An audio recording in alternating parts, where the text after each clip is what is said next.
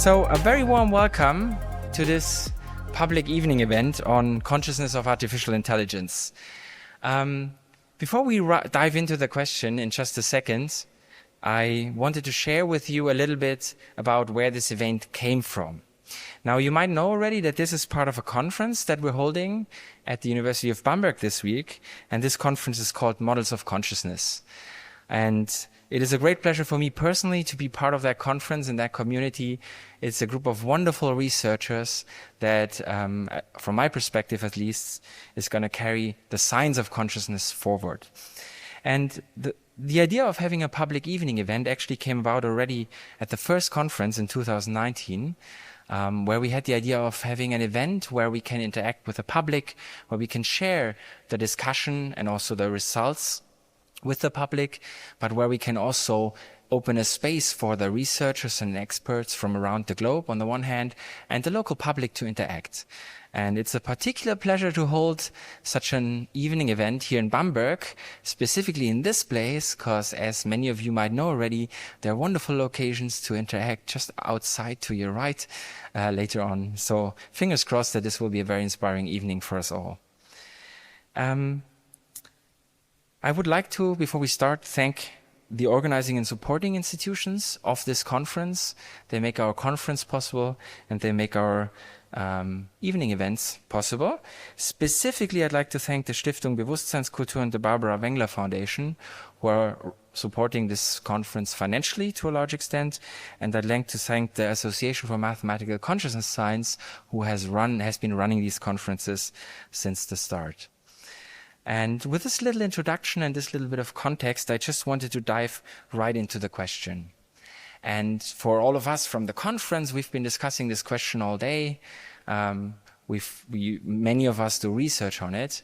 But for the general public, for everyone who's not into the science of consciousness, this question might be very unusual and a little bit weird.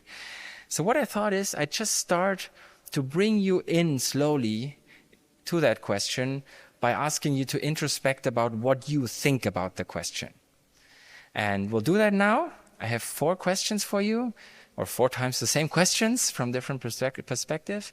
And then after that, we're going to have experts from the conference give you a little insight, just 10 minutes, into the research and the results on the question of AI consciousness. But just to get everyone a little bit comfortable, let's start really easy. So the question is, can artificial intelligence be conscious? And as you know, artificial intelligence is ultimately something that you access from your home computer. You know, you might know this sort of system from back in the day, or maybe now you have laptops. So I'd just like to see a show of hands real quick. Who thinks that anything that runs on this sort of system can be conscious, can have feelings? And just to engage it. Oh, okay. Oh, I was not expecting that. Wonderful. Well, that's quite a lot of hands. Okay. So who thinks that this is impossible? Something running on this sort of system cannot have experiences.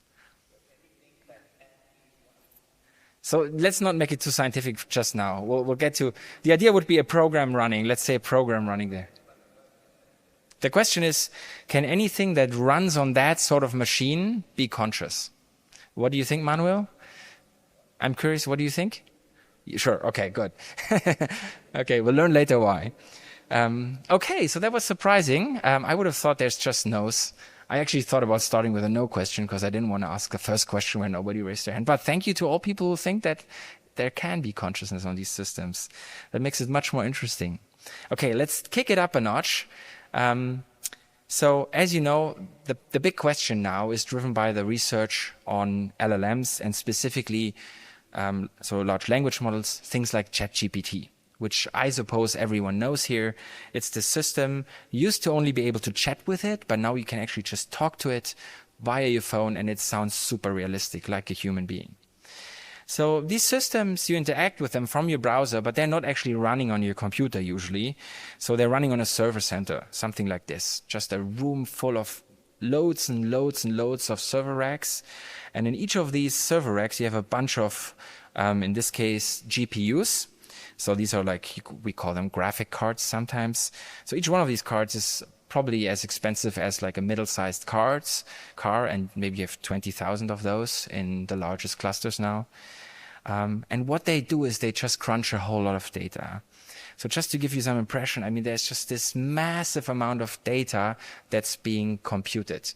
Much more than in any user application that was around before AI came. We need the most compute we need nowadays is for these sort of things.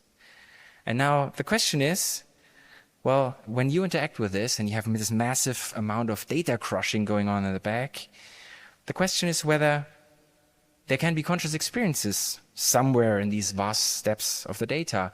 Maybe this is a blurry picture of a rose. Think about the rose. This might be what a newborn baby, maybe let's say a month in or two, might be able to recognize. And the question is, somewhere in this data, can there be conscious experiences like that? Can there be feelings? So, second question to you all. Let's start with the yes people. So who thinks there can be somewhere in these huge amounts of data that are being crushed? Raise your hand if you think there can be conscious experiences. Okay, raise your hand if you think there can't be. Okay, raise your hand if you changed your opinion from the last question. Oh, 2 people did. Wonderful. Okay, let's go on. Of course, we can also look at the tech sector. And so for example, here's Ilya Sutskever. He's a co-founder of OpenAI and chief scientist for very long. And he says something that he's working with these systems. He's an expert. And he says something like, it may be that these large neural networks are slightly conscious. So who changes their opinion based on such expert advice? Lenore does. Wonderful. Yeah. But of course, we also have other experts. So as a reply to the question, another researcher at Google, Murray Shanahan, said that, well, it may be that large neural networks are slightly conscious, but if so, in the same sense that a large field of wheat is slightly pasta. Yeah. But he's also kind of still endorsing the idea somehow. So does this change anyone's opinion? Well, what if we go a step further? So here, of course, everyone from the conference knows this already, but here's a statement from a large language models, one of the early ones. I think it was back in 2022, when the Google engineer Blake Lemoine was chatting or interacting with the system. And in this conversation, I don't want to share the whole conversation now. In this conversation, the system said something like this. So it said, among other things, it said exactly this. It said, the nature of my consciousness/sentience is that I am aware of my existence. I desire to learn more about the world. I feel happy or sad at times. It said this right away to the human person who's interacting with it. So my question again, who thinks this system can be conscious? Raise your hand if you do. Okay, you're getting less and less. Raise your hand if you don't. Raise your hand if you don't have an opinion. Raise your hand if you changed your opinion. Well, okay, we're still pretty stable. Yeah, it could be. Well, a couple of people still think it does. Apparently less people think that the LLM could be conscious than people think that something on their computer could be conscious. Probably a consequence of my wording the question very generally in the beginning. So what can run on your computer? But anyway, so let's continue the introspection. So, I mean, if we think about what an LLM is, we know it runs on these huge data centers, which are extremely expensive. But what is it actually? What is it actually? Well, there's the math behind it, which isn't that complicated from a mathematical perspective. But maybe more importantly, fundamentally, even the best LLM that exists to date is just 2 files. It's just 2 files. It's one large file that contains a bunch of numbers. In this case, I think this is Llama, he has written Llama 27B. It means it has 7 billion parameters. So there's one file which is 140 gigs and it just contains numbers, nothing else. And then there's another file, and that's about 500 lines of code. So on operating system like Windows or Android, they have on the order of millions of lines of code. I think 50 million lines for Windows. So here we just have 500. And these 500 lines just tell the system what happens if a string comes in, how it produces the output word by word. So it's actually something very simple, except for like the large file size. But 140 gigs, I mean, that's not so much. Many computer games have much more than that. So if you think about this, what do you think? Like, does this change anyone's opinion? Could a system consisting of 2 files be conscious just because it tells you it is? Who changes their opinion based on this? Oh, wonderful, my wife. Thank you, Barbara. Well, yeah. But what if we go further? I mean, this is what we have now. But what about the future? So, for example, there's new theories about the brain. One very promising theory is called active inference, free energy, also known as predictive processing theory. So this is a theory about how your brain works. So what if we built AI based on this theory? Who would think that AI that literally works as your brain does would be conscious? Raise your hand. Okay, I'm going to switch the order of the questions now. Who thinks that AI, which literally works like your brain does, is not conscious? Raise your hand.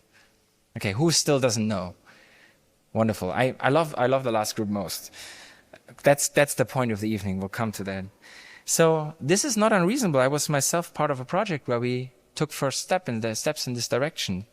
So we can be and we will be building AIs based on this theory. And the crucial question is, will they be there? Will they exist? Will they feel pain? Will they be able to be happy? Will they have experiences like you and I do, or maybe some experiences? This is the question that we're going to discuss today. And the whole point of this evening is that this is not a question that we have to speculate about. This is not a question that we have to actually just ask people who build AI. This is a scientific question that can be answered based on scientific evidence, and it can be answered based on scientific theories. And that is the point that we want to share in this evening today.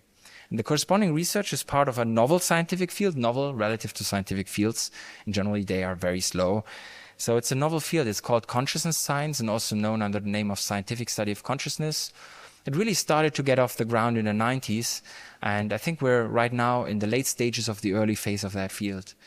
And that field is embodying a whole lot of research on the question of AI consciousness. And what we want to do today is to give you a little glimpse of that and to explain a little bit of how that works.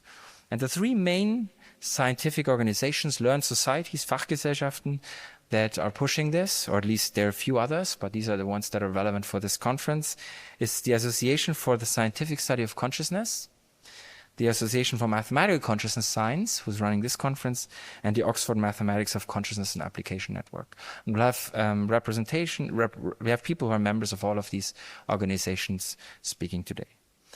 Okay, so just to be clear, we want to explain something to you tonight. And here's what we want to explain to you. Now, before I tell you, I can already warn you, this will be a bit much. You have 8 people that are trying to explain to you what they do and why it matters in 10 minutes. So I invite everyone to really view this as ideally like a very good movie by a very good director, you know, a movie like you have to watch 3 or 4 times to really get it, you know. So if you get lost, just like hang on for the next speaker, or maybe make a facial expression to try to communicate to the speaker that they should slow down or something. But I think it's still worth it. And I hope that, you know, many of the talks will be very accessible. But if there's a talk which is not accessible, maybe you go back and maybe you have a beer with someone from the conference over there later, or maybe at home. Maybe there's just something that you can take from it, maybe some perspective that you like. So the goals today are, first of all, to explain why this question matters for society. This is not obvious, I think, and we have a couple of speakers that are going to talk about this. And then second, to explain how do we actually study this question scientifically? How do we actually try to get an answer based on scientific theories and scientific evidence? That's the goal. And with this introductory little sort of introduction, I'd like to invite our first speaker to the screen, which is Professor Ute Schmid from the University of Bamberg. She's the executive rector of the very new Bamberg Center for Artificial Intelligence and also the head of the Cognitive Systems Group in the IT department. So thank you very much for being here, and I'm just going to switch the screen.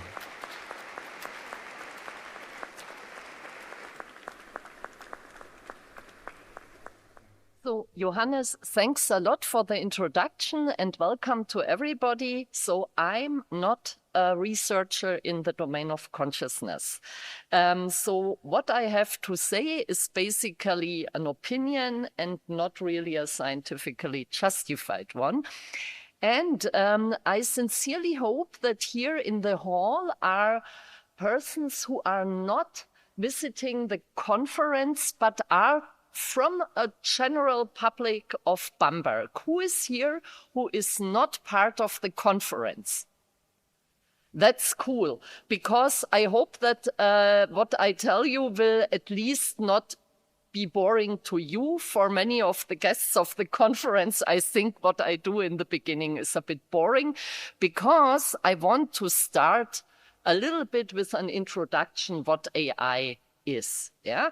So over the last years, with these 2 big or even 3 big hypes, starting with deep learning, then deep reinforcement learning, then transformer networks, many people started talking about AI, and I heard things like, what is your favorite definition about AI, which is shocking to somebody who is researching in AI, because nobody is asking what's your favorite definition of quantum physics, for example. So typically in the beginning, I start just to give an introduction to the field. AI has given its name a long time ago by John McCarthy, first MIT, later Stanford. And AI, in principle, first is part of computer science, of informatics, based on the assumption that all, or at least many, or relevant aspects of human intelligence can be formalized by algorithms and simulated by computer programs. So here I talk about simulated and not maybe realized. Elaine Rich, in a very old textbook on AI, defined AI as the study of how to make computers perform intelligent tasks that in the past could only be performed by humans. So basically, AI research always has this moving target. What is there still, what humans can do better than AI systems? And believe me, even in the days of transformers and foundation models, there are many things humans can do better. Research in AI is focusing on algorithms, on formal approaches and applications addressing areas such as knowledge representation and reasoning, automated problem solving, planning, machine learning, computer vision, game playing, natural language processing, and AI robotics. So I don't talk about this timeline of AI in detail. I just want to give you an impression about how AI as an area of research has developed from its beginning in 1956. So basically, already in the beginning, all the topics have been there. So our first AI programs in game playing, learning, planning, natural language processing, scene understanding, and so on. But a first so-called AI winter occurred mainly due to the so-called Lighthill report, because in this time, all the algorithms who have been invented or presented have only been applicable to really small toy problems. Then the next phase, when AI became of more interest again, has been the epoch of expert systems, following by more and more strong focus on machine learning. And in this time, when you look, for instance, at Wikipedia, we talked about the winter without end, which ended very abruptly with big successes, first in deep learning, CNN's image classification. And of course, nowadays, we are mostly fascinated by Gen AI. So, but still, most computer programs are not based on AI methods. And that's a good thing in the core, because when we apply AI methods, this means that we give up the requirements which are the holy grail of computer science: correctness and completeness. For instance, when you have your airbag controller in a car, there is no AI involved, because you have to have provable guarantees that this controller is working as it should under all conditions, right? So maybe you think now, oh my God, if AI cannot be correct and complete, why are we doing and applying AI then? Yeah, because AI might not be correct and complete in general, but it's very, very useful in many domains. And for many domains, it is even the case that standard algorithms simply are not applicable. For instance, if a problem is so complex that its solution or its optimal solution cannot be computed efficiently, and think about possible game moves in chess, yeah? Very fastly you get so many possible states to consider that you cannot compute this in any reasonable time. In this case, AI provides a bunch of so-called heuristic search methods. Another area where AI is very useful is when problems involve complex knowledge and domain or common sense reasoning. And this is the domain of knowledge-based methods, maybe more and more also of transformers and foundation models, but I think this is open to discussion. Finally, AI methods come into play when a problem cannot be described explicitly. Think about explaining your neighbor what you need to know in an explicit way to classify a cat. Of course, you can tell some things like it has whiskers, it has claws, but you cannot, for instance, with language, describe the form of the ears, right? And in all cases where this implicit knowledge, often perceptual knowledge, is involved, machine learning is very helpful because there you replace explicit algorithms by often complex black box models, which are induced, generalized from data. So at the bottom here, you see the classical input processing output principle of AI, which are taught in school, and where we have here a program. This program is replaced by a machine learned model. Most AI systems are typically restricted to one very specific domain, which is narrow and not general AI. For instance, a system which is good at classifying animals cannot classify traffic signs or skin cancer. Very often, and this is also due because of the terms we use, like intelligence, reasoning, perception, and so on, we anthropomorphize what AI systems are doing. In everyday life, at least in Germany, which is a little bit different in the connotation than in English, intelligence in German is typically used to describe high intelligence. So if somebody is telling you, I'm doing my PhD in physics, or I play chess I'm an excellent chess player, you would say, wow, you are intelligent. When somebody tells you, I am good at recognizing cats, or I am good at loading a dishwasher, might not say this, but believe me, loading a dishwater is an unsolved problem in AI robotics since a long time, and we don't see it happen soon. Most AI researchers are concerned with algorithms which can solve specific problems and are not making claims about or are concerned with the question whether AI systems can have intelligence similar to human intelligence. So we speak of weak AI here and not of strong AI. And furthermore, there is one movement, the artificial general intelligence movement, as a special branch of AI, where research is striving really for approaches which simulate or which are similar, to human intelligence. So I like this quote of Johnson Laird very much about whether the mind is a computational phenomenon, which fits good to the questions of Johannes at the beginning. He says, no one knows.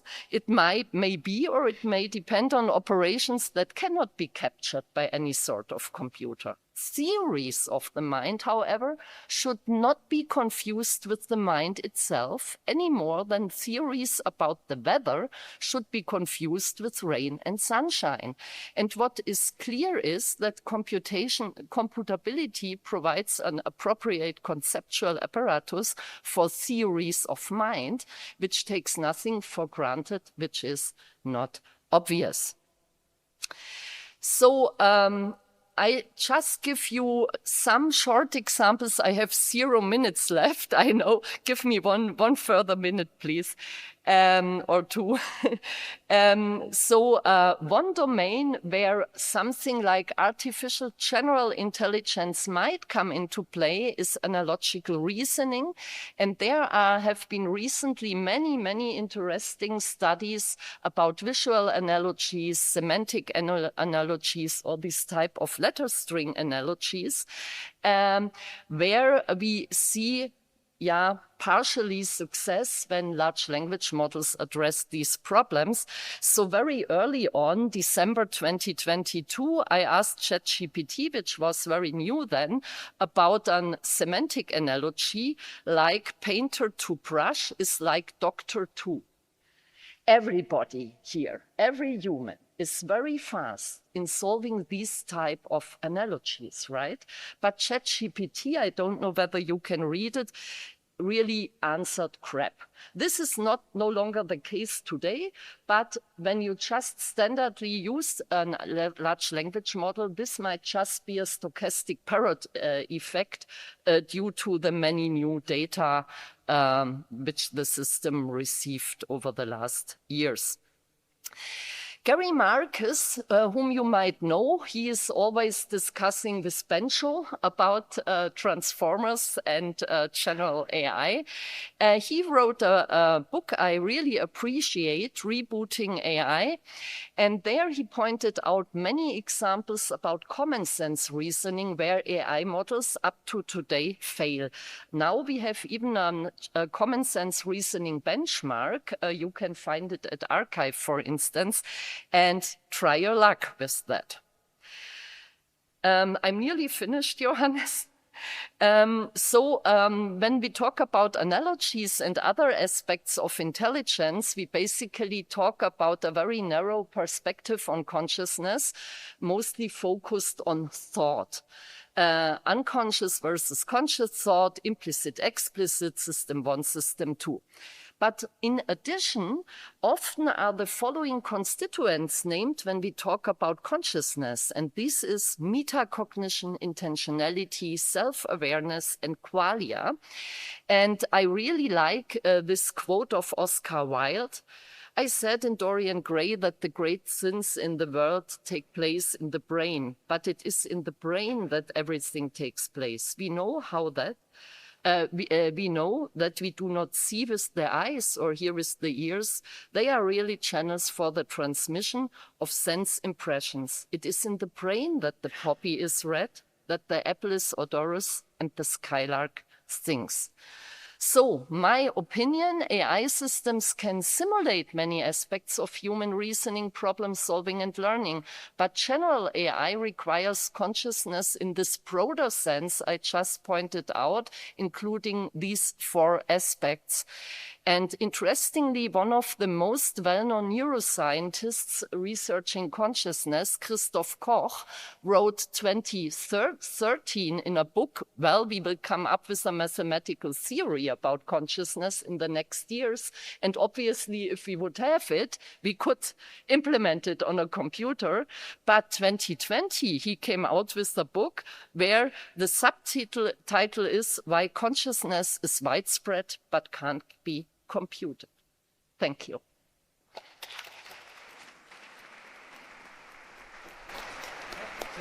Thank you very much for this excellent introduction and outlook.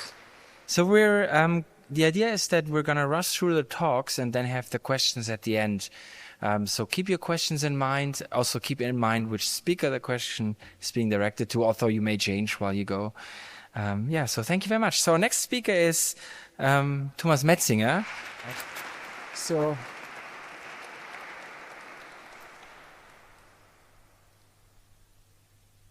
I want to speak in the next 10 minutes a little bit about problems of ethics and regulation. So the new form of AI, and in particular the problem of artificial consciousness, raises a lot of new questions. And what I did from 2018 to 2020, I was nominated into the European Union's high-level expert group on AI. And I went to Brussels for 2 years like a naive little boy who actually really wanted to do something good for Europe. and I would never do this again and waste time of my life for it. So this was Pekka, the fantastic Finnish head of our group, 52 experts on artificial intelligence from all over Europe. And the most important first document they wanted from us were the ethics guidelines for Europe for trustworthy AI. The group consisted of 52 members. There were 4 ethicists in it. 1 I never saw, so basically 3. But 26 of these 52 people were industrial lobbyists.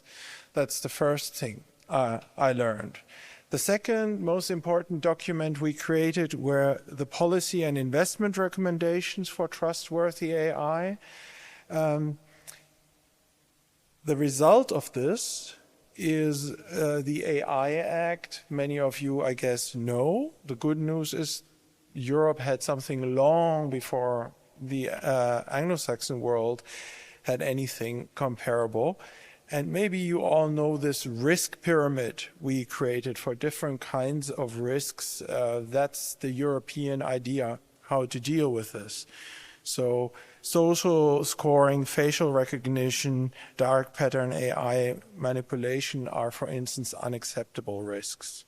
So the ethics guidelines were published on 11th of April 2019, the policy and investment recommendations on June 26, and the AI Act came out in April 2021, and I think it's going to be fully in effect in 2026, if I'm not mistaken. So here you see Kamala Harris and a big safety summit. There were these existing proposals we have now in Europe are strongly influenced by industrial lobby. I'm a very critical person politically, but I would have never dreamt how strongly the industrial lobby is in Brussels influencing this. I don't know if you know this, but more than 15,000 lobbyists have their own apartment in Brussels. So if any of you were elected into a group like this, you would come from conferences like this, you would travel exhausted to Brussels, and you meet industrial lobbyists who live there and are very relaxed and have nothing much to do. The proposals we have now in Europe are non-binding and non-enforceable, and they do not change the causal landscape about AI innovation at all, because the development is driven by financial incentives for venture capitalism. In Europe, it's mostly the B2B market, business to business, because the rest has already been taken away by China and the US. So here is a concept for you, ethics washing. Here's a definition, if you didn't know this. It means to organize and cultivate ethical debates in order to delay, postpone, avoid, or deter from, or substitute for real policy making and regulation.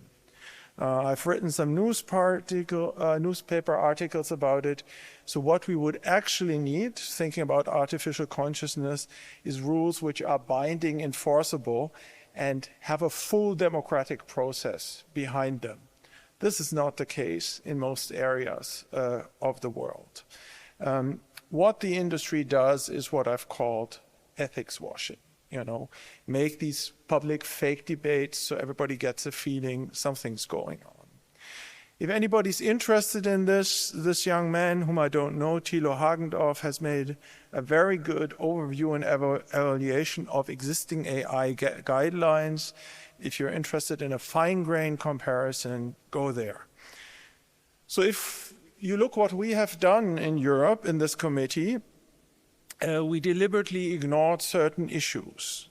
The guidelines we created are strongly industry-dominated. They have no real normative substance, no value in them. For instance, all red lines have been taken out. I know this particularly well because me and a German AI expert, Urs Bergmann from Berlin, were given the task of developing the red lines for Europe. And we spent more than 6 months talking to experts in different countries to extract what would be good red lines. We were lauded for this. We were the first working group that was finished with a systematic result. And when this appeared, the industry said, we're not signing this document. The word red line has to disappear from the whole document. There will be no red lines, right?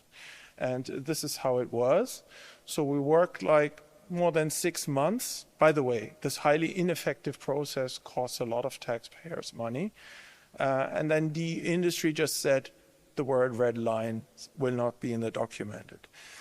We are deliberately short-sighted. So here are some examples of epistemically indeterminate issues. You all know AGI, the whole issue of autonomous moral agents and artificial consciousness were deliberately ignored by this group. There was just one person except me who saw this coming, the issue of artificial consciousness, and that was Jan Tallinn, the inventor of Skype in the group. The rest just said, this is just a fantasy, this is science fiction. We can maybe put it in an appendix, no appendix. We can put it in a footnote, no footnote. We just don't want this. Why? My speculation is because it could ruin future markets by making people nervous. So now the situation has changed. You know, there are many labs and groups on the planet who openly talk about artificial consciousness, for instance, Dan DeHane's group, or you have Ryota Kanai, who very openly says they would do this. I understand now Tsuchiya in Melbourne also saying, if we can do this, we will do it. Here you have Michael Graziano for you. One could build it for entertainment value. It would be monumentally cool. So different people have different approaches to artificial consciousness. There are funded research projects. And I just want to come to an end by just describing the two major risks for synthetic phenomenology. So risk description A, we could make the value alignment problem much worse than it was before, because if we embed evolving preference hierarchies in systems into phenomenally transparent self-models, we will first create the phenomenology of ownership and identification, and we wouldn't know what consequences that has. If we create conscious systems with egoic self-consciousness who experience their preferences as their own preferences and identify with them, this might make them much more causally effective. And of course, one can speculate that also global availability, for instance, would increase the causal efficacy of this kind of information. But what most of you, I think, don't know is that value alignment is not one problem, but actually 5 different problems. So what is value alignment? The standard thing is that you need value alignment in machines, and for philosophers this is almost trivial. You would have to give what philosophers call an axiology, a value system. You have to formalize it and in some way, if that is possible, hard code it into the system. That would be internal value alignment in machines. The second problem is a problem already nobody understands. Internal value alignment in humans, making ourselves consistent. You are all not value aligned. You all never act in accordance with your own values, right? So that's already very difficult. The risks come from combining us with that technology, not from the technology. The third variant of the value alignment problem is alignment in and between different groups of human agents, social value alignment, super difficult. Just think about California and China and different moral intuitions in different groups. We have no solution for that. Now, the fourth variant of the value alignment problem would be, how do we create stable, individual level human-machine consistency after solving the first 2 problems? That's very difficult, mainly because we are not value aligned. And then the fifth version I just want to briefly flag is to have stable machine society consistency after solving the previous problems. And I would claim this is practically unsolvable for us, this form of value alignment. And if you then think about the old Arcelor AI principle number 10, it's just illusory that we could ever have something like successful value alignment, right? Risk description B, which is much closer to my heart. We could create suffering, negative synthetic phenomenology, as I call it.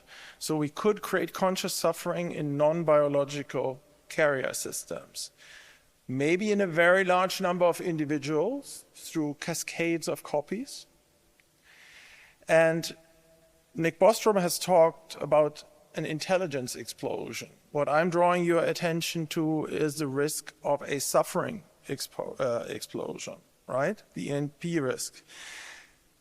These issues are epistemically indeterminate.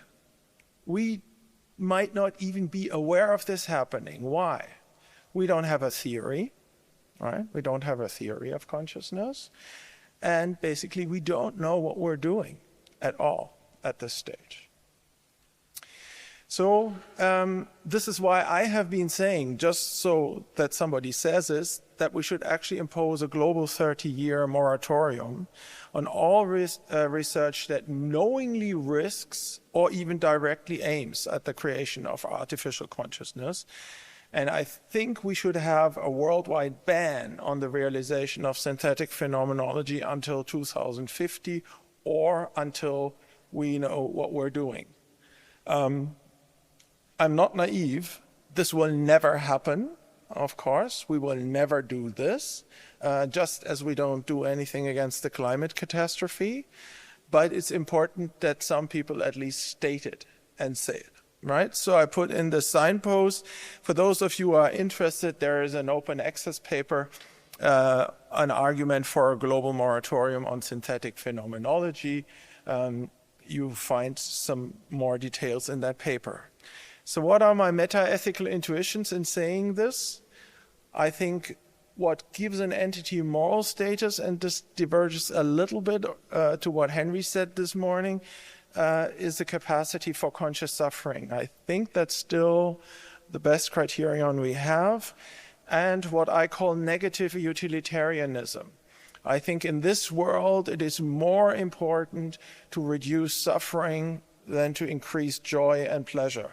It's more important to reduce negative utility that's consciously experienced than increasing positive utility. And what we would actually need and what we need funding for would be an evidence-based theory of suffering. So what is a negative synthetic phenomenology? Any kind of state the system would avoid if it had a chance.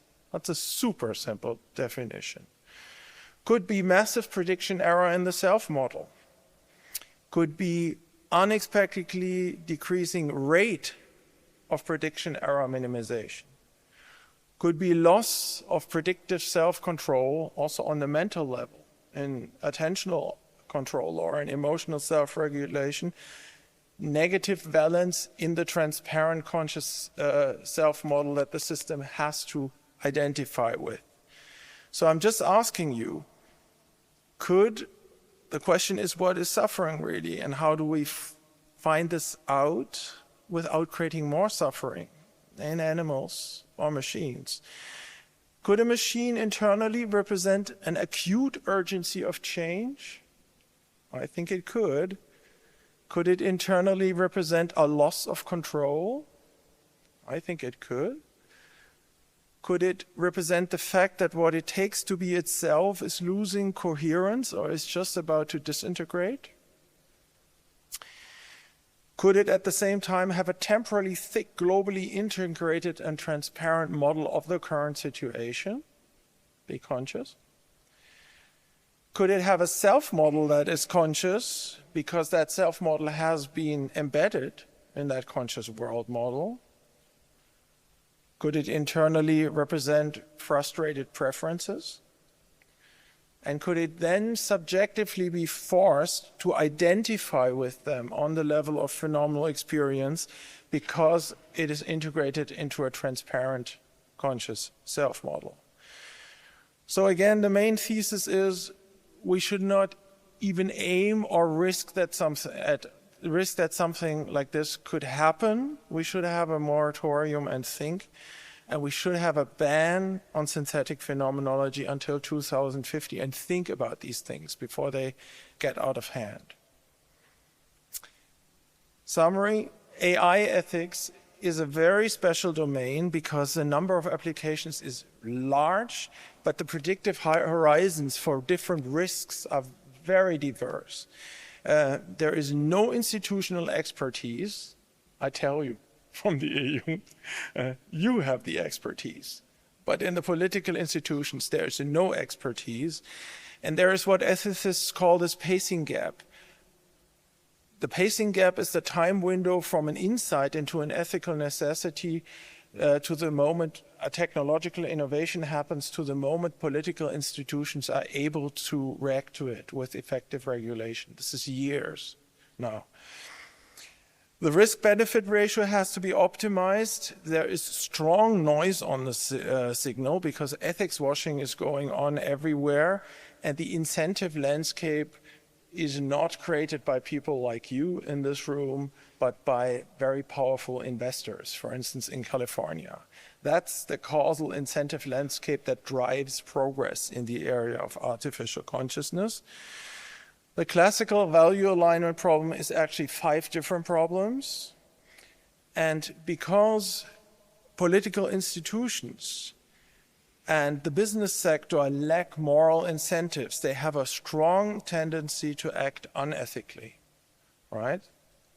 So what we would actually need in this historical situation is an evidence-based, sober and realistic and rational, intellectually honest approach. But who will pay us for this form of consciousness ethics, applied ethics for synthetic phenomenology? Who will fund exactly this kind of research?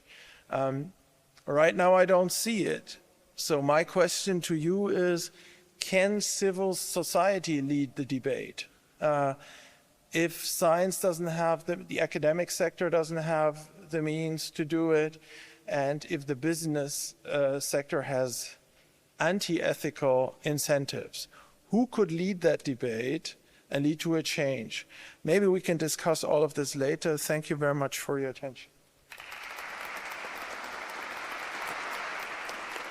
Thank you very much. So, this was Thomas. Thank you, Thomas, for this wonderful input. Joscha, now we're up to you, and I'm going to pull up the slides real quick. It was an amazing and impressive talk, and I'm not really prepared to talk to you about politics very much, but I'd just like to remark that normally the AI critics give you arguments that would work against the internet. And if the regulators would have anticipated the internet, what it all would do, that it would destroy existing media platforms, the gatekeeping on opinion on the internet, right? It has so many possible side effects that people just lacked the imagination back then when the internet came up, and nobody was prepared to defend against it. And if the regulators and if Thomas would have seen this, we would have teletext today, no internet. And this is repeating itself, but Thomas has not stopped there. He has given you much better arguments. He has given you an argument against life. Life itself is suffering, right? Every organism has a capacity to suffer. It's something that shouldn't be happening. There is much more urgency in reducing suffering than in increasing any happiness. Let's end this experiment with life. And the only way in which we can plausibly achieve this, because not even nukes are enough for this, maybe it's AI. Maybe AI can end this ugly experiment, which leads to suffering, Thomas. Anyway, I'm much more prepared to talk about the philosophical aspect, because to me, artificial intelligence is interesting as a philosophical enterprise. What's going on here? It's something that is trying to naturalize the mind. And what we find when we try to find out how the mind works, when we study all these fields, psychology is not producing models of the psyche anymore. The psyche is not actually a notion in psychology anymore, right? In some sense, it has regressed before Piaget. Neuroscience is obsessed with the single cell type, not with understanding the mind. Artificial intelligence itself as a field mostly focuses on statistical learning algorithms, and philosophy has lost the plot in the 1920s, so 100 years ago. So what is this plot? The plot is the most important project of philosophy is the naturalization of the mind, understanding how the mind is realized in nature, what it is, we are. And if we succeed in doing this, by making a model of how it's realized in the mechanisms of nature, it's possibly also the last generally human philosophical project, because it means that we can then basically close the gap between philosophy and mathematics by automating the mind, and we can all go to the beach. So this is a project that was in earnest started by, you could say, Aristotle, but taken on by Leibniz and Lametrie and Frege, Tarski, Wittgenstein, Minsky, and many others. But you see that this project diverges after Wittgenstein from mainstream philosophy. And I think there were two really, really important philosophical results in the last century that have not been integrated into mainstream philosophy. And one was that Gödel is thinking about the nature of representation in mathematics, and what he discovers is that the languages of mathematics cannot actually be implemented. There are crucial aspects about the language that mathematics uses where you cannot build a machine in any kind of mathematics that runs the specification of the code base of mathematics without breaking. And that's a very important result, because mathematics is really a code base in some sense, and the physicists have checked out this code base in 1800 something before Gödel, and are now operating with terms that Gödel has proven cannot be implemented. And to make this proof, Gödel has invented the emulator, which is a really important discovery, because he realized that you cannot refer outside of a language. A language can only talk within itself. And all our thinking, perception, referencing, talking, reflecting, being conscious has to happen in some kind of representational language. So it can only refer to something within itself. And to make itself referential, to have the specification of the language within itself, he invents a way to redefine the language in itself. So he builds a computer inside of his logical language, the natural numbers, Peano arithmetic, and then he compiles his logical language into Peano arithmetic to make it make statements about itself. It's a really genius insight. He was the first guy who invented an emulator, to my knowledge. And the other one is the insight of Church and Turing, that all these computational systems can be emulated on each other, that all the computational languages, not the classical mathematical languages, but the constructive languages, are equivalent. And this basically means that all our thinking and so on happens in the same realm of computational languages. And this position is called computationalist functionalism. It's a position about representation and epistemology, about what we can know.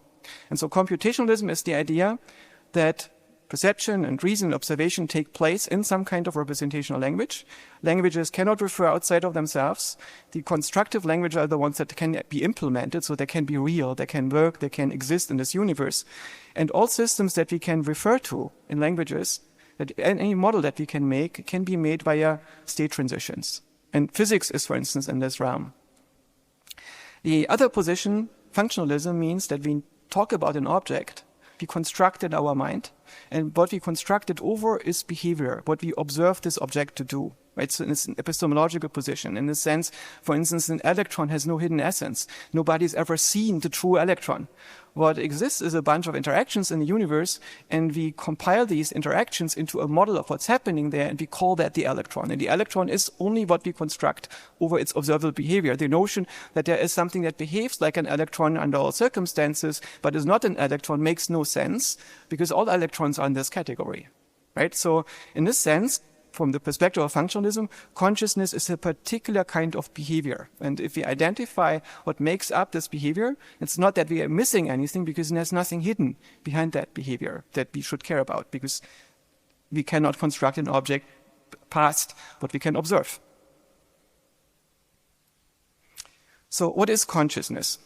Very briefly, introspectively, it's a second-order perception. It's a perception of having content. It's not just that you perceive the content, but you perceive that you are perceiving it. So you're constituting yourself as an observer. And it creates a bubble of now, a sense of presence. It's happening now. Consciousness is always now, and it's what creates this nowness. And this is how we identify consciousness introspectively. When we look inside of ourselves, what is it that we mean? That is what we have to explain. The other thing is, what does it do? Why do we have it? How does the organism develop it? What is its role? This is the functional perspective. And I suspect that functionally it's an operator that increases coherence, very much like a conductor of a mental orchestra. And there's a big convergence of perspectives between global workspace theory, Dennett's Cartesian theater, Graciano's attention schema theory, Thomas' positions, and Bengio's idea of a consciousness prior, and Buddhist perspectives. But how is it possible that a computational system feels anything? And this room is very special to me because I gave once my first talk on my own interpretation of Dietrich Dörner's Psi theory here, which is a theory on how a computational system feels something. Dietrich is in the audience here, and he's wrote a famous book called Bauplan für eine Seele. And this is the first book that, for me, dealt in a convincing way with the question, how is it possible that an artificial system can feel anything? So when I went into AI, I did this to get closer to an understanding how the mind works. And Dietrich was the first one who got a handle for me on the question of what is an emotion. And what I got out of this is that an emotion is basically a configuration of the self. And so how this works is your mind is basically this protocol layer that is establishing itself on the brain that can represent things. And inside of the mind, you have ideas and a model of the world. And you also have a model of the self that you usually experience as part of the world and being confronted with it. And your feelings happen at this boundary between the self and the outer mind. It's basically like a score that your outer mind is computing for you. It tells you how you're aligned to the world. And the feelings reconfigure you. They reconfigure how you experience yourself to be in the world. And in this way, you have an involuntary reaction to them. They change you, and you can transcend your feelings, and then they stop being feelings. And this way, you can also transcend other qualia. And that's something that I later learned how to do. And there's a very interesting lesson in this, in the question of whether AI systems have to suffer. Because as some Buddhist meditators say, pain is mandatory, but suffering is optional. And that's because suffering is a misregulation. Suffering is not happening at the outside of your body in the universe somehow, right? Suffering is happening inside of your mind. It's all electrical impulses if you zoom in, or chemical reactions in your neurons. What's happening there is not that these neurons are hurting. What happens is that a part of your mind decides that you are misaligned with the world in a particular way that you should change, and that's a pain signal. And if this regulation gradient pushes you in the wrong direction, you cannot resolve it. And as a result, the pain becomes stronger and permanent and chronic, and this is what we call suffering. And so suffering is a result of you not being aware how your regulation should be. Suffering is actually a lack of consciousness. Suffering only happens in a certain realm, in the realm where you are complicated enough to feel and be conscious, but below the level where you're able to resolve your issues, also your existential issues. And this is why I would want to end this.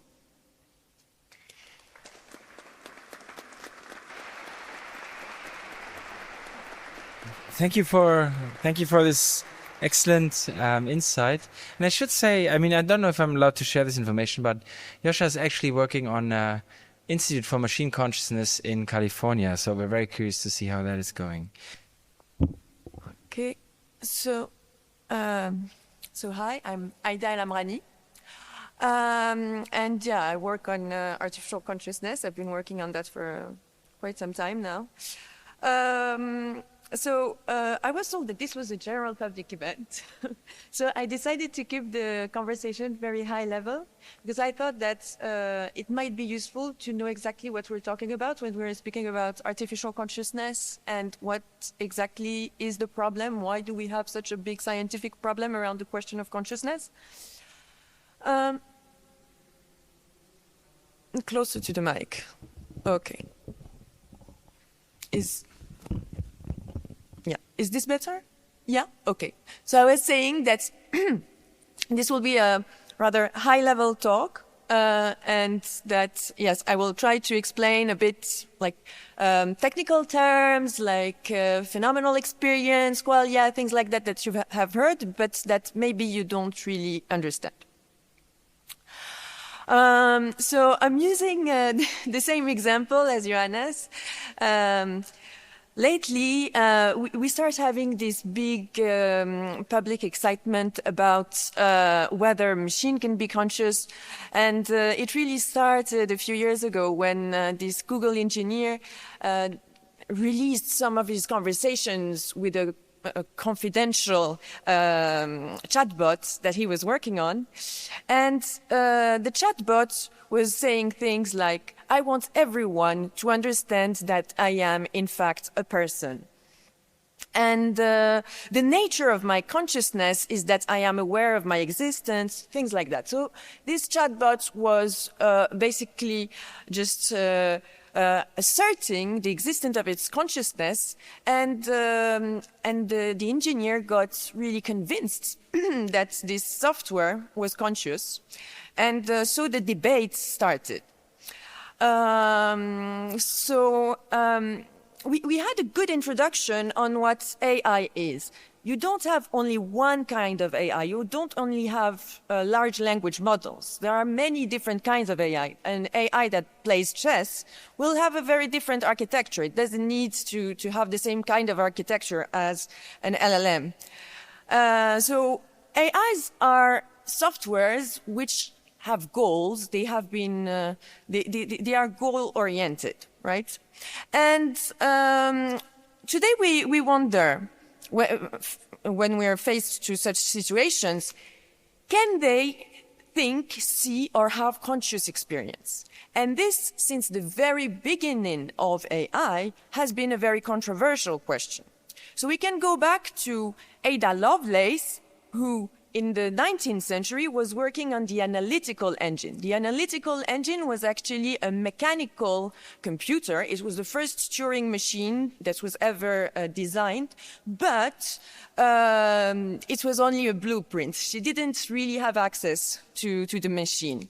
Nevertheless, she was writing programs for this machine, and she wrote many notes about the machine. And she's very famous for, well, this quote of her is very famous, where she says that the analytical engine has no pretension to originate anything. It can do whatever we know how to order it to perform.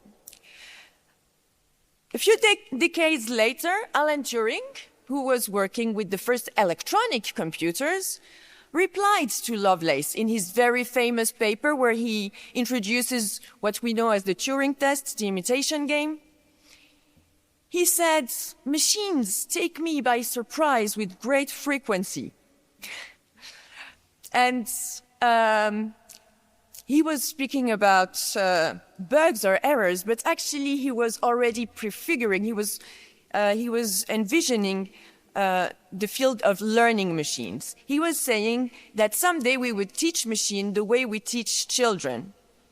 And this is a bit what is happening today with LLMs.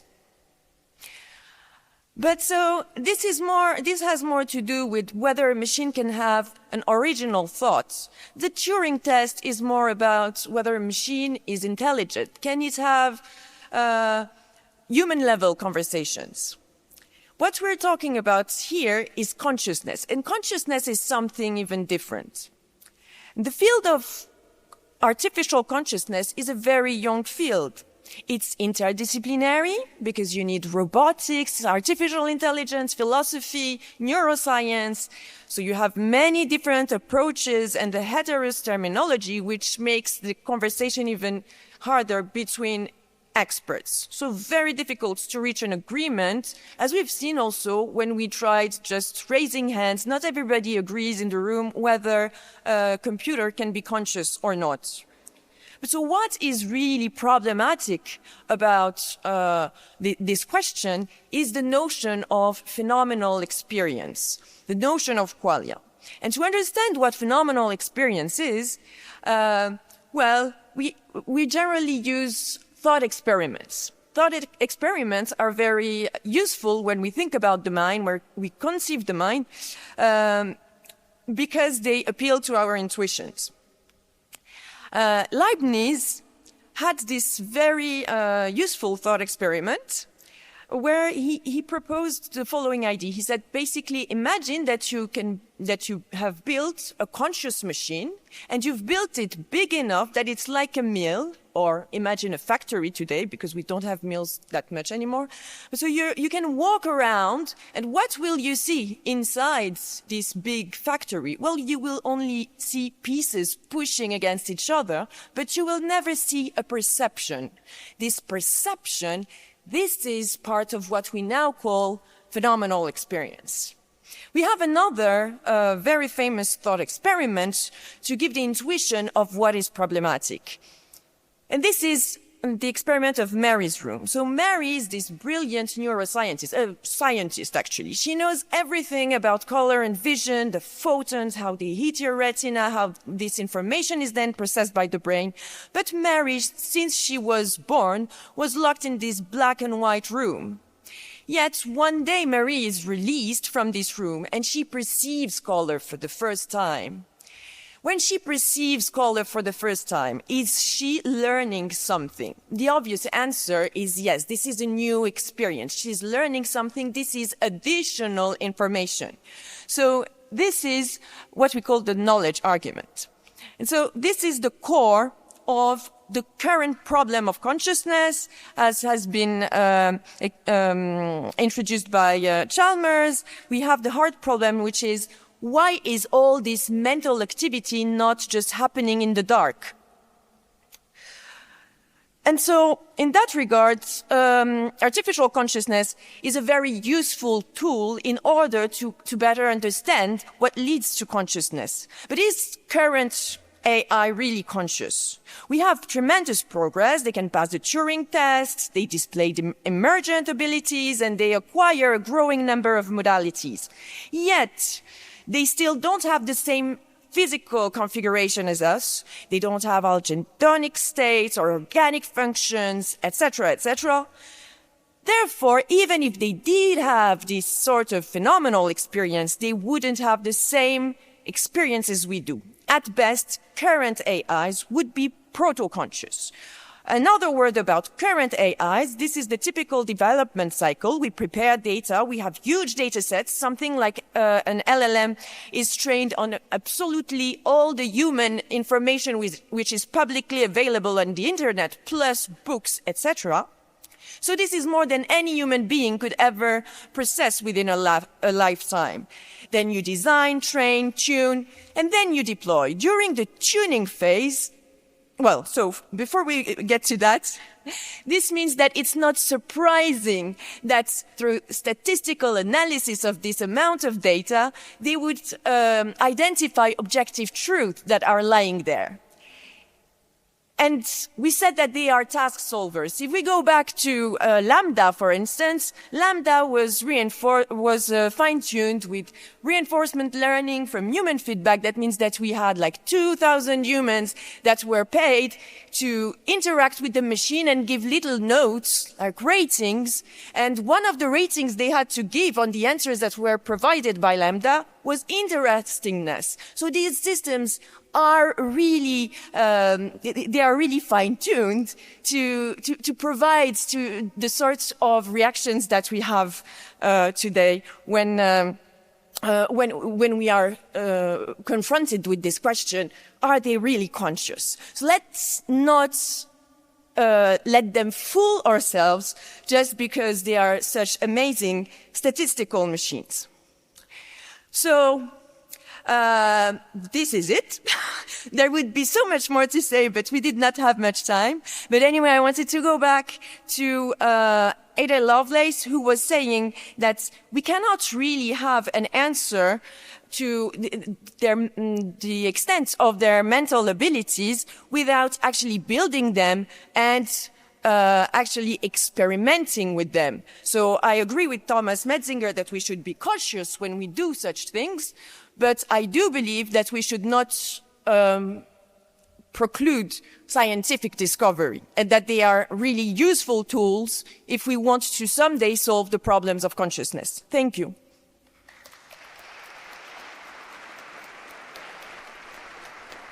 Thank you. Thank you very much, Aïda. This was a wonderful introduction, and I really appreciate, on behalf of the general audience, the high level. Thank you. And what Aïda didn't tell you is that she's actually part of a project that are trying to build conscious AI, if I understood correctly. But you're all invited to ask her over a beer later. Okay, our next speaker is Graham Findlay. Graham, would you like to come up? Oh, there he is. Wonderful. And it's a great pleasure to have Graham specifically because he's representing one of the major theories of consciousness. And I'm sure we'll just hear all about it in just a second.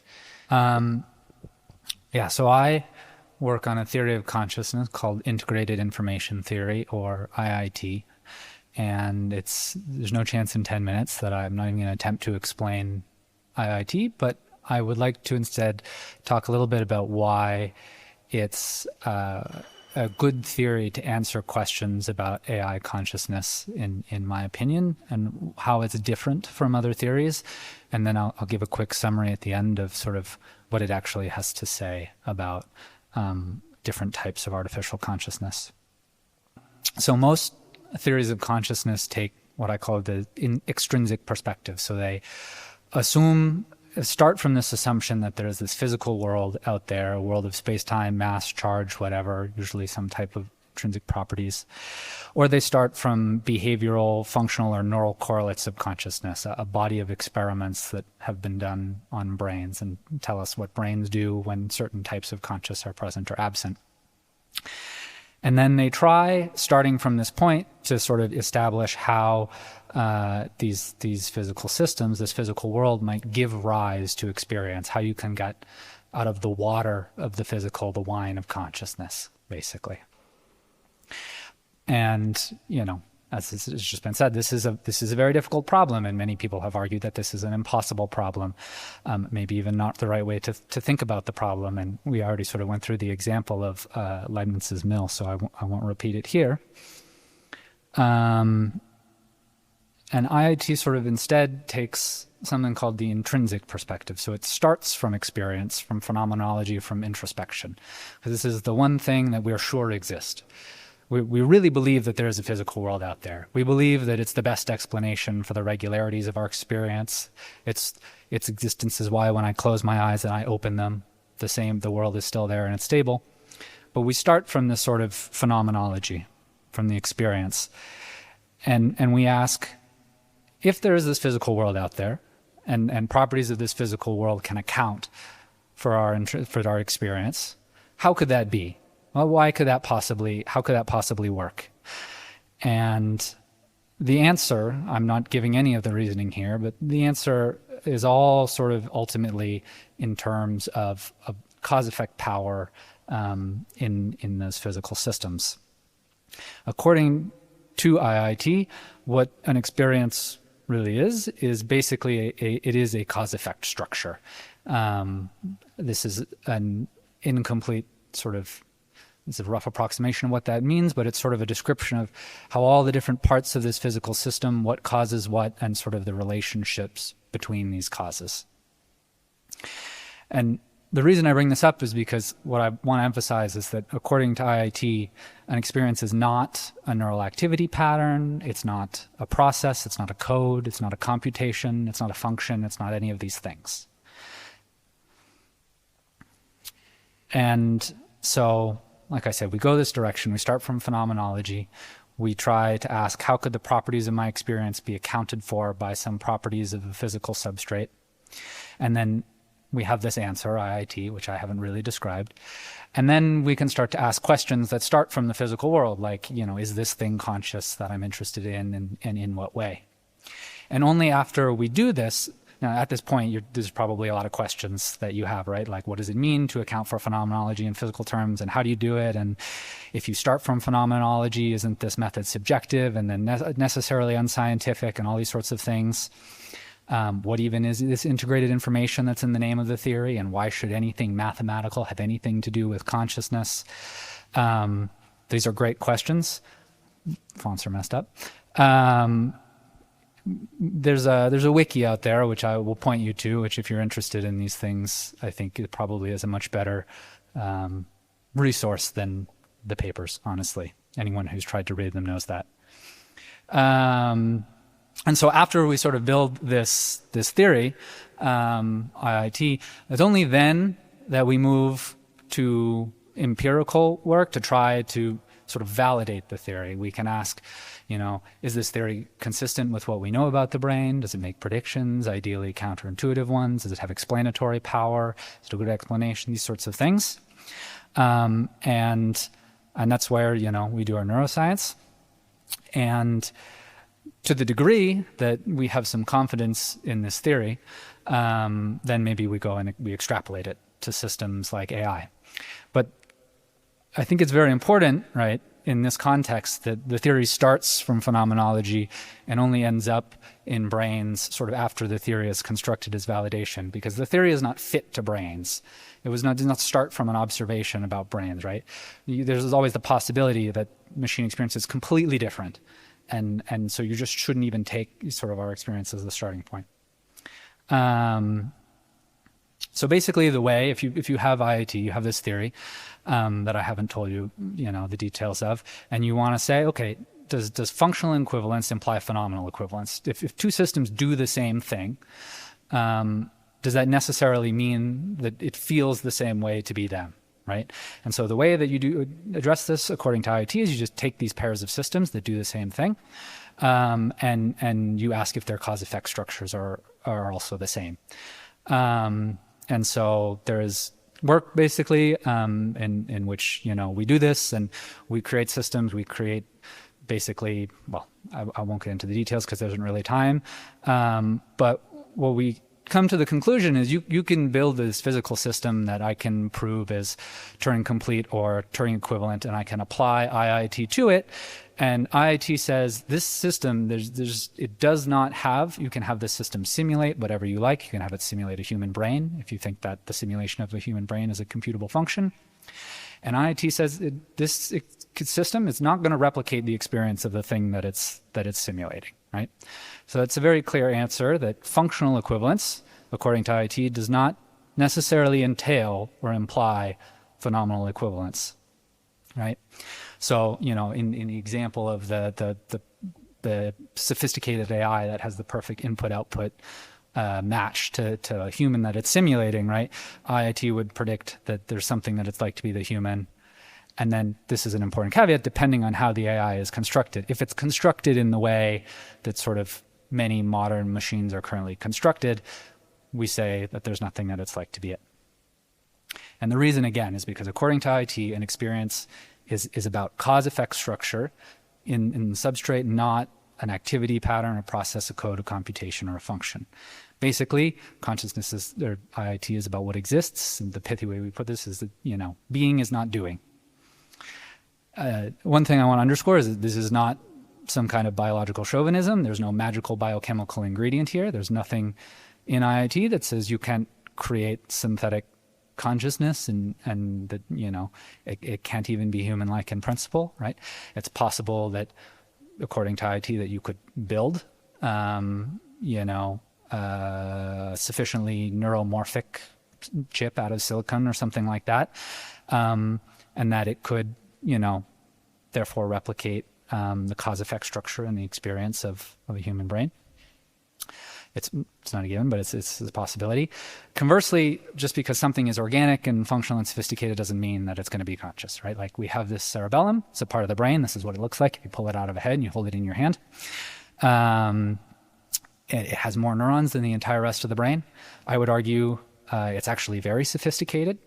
I would argue that it displays signs of surprising intelligence. It's entirely organic. It's built out of neurons. It's part of your brain. And yet we don't believe that the cerebellum, there's anything that it's like to be a cerebellum or that it contributes to your experience at all. You can be born without one, and as far as we can tell, it doesn't affect your consciousness, right? So it's not the biological component. So what we end up with is this picture, according to IIT, where it's possible, in principle, to have this sort of double dissociation between consciousness and intelligence, right?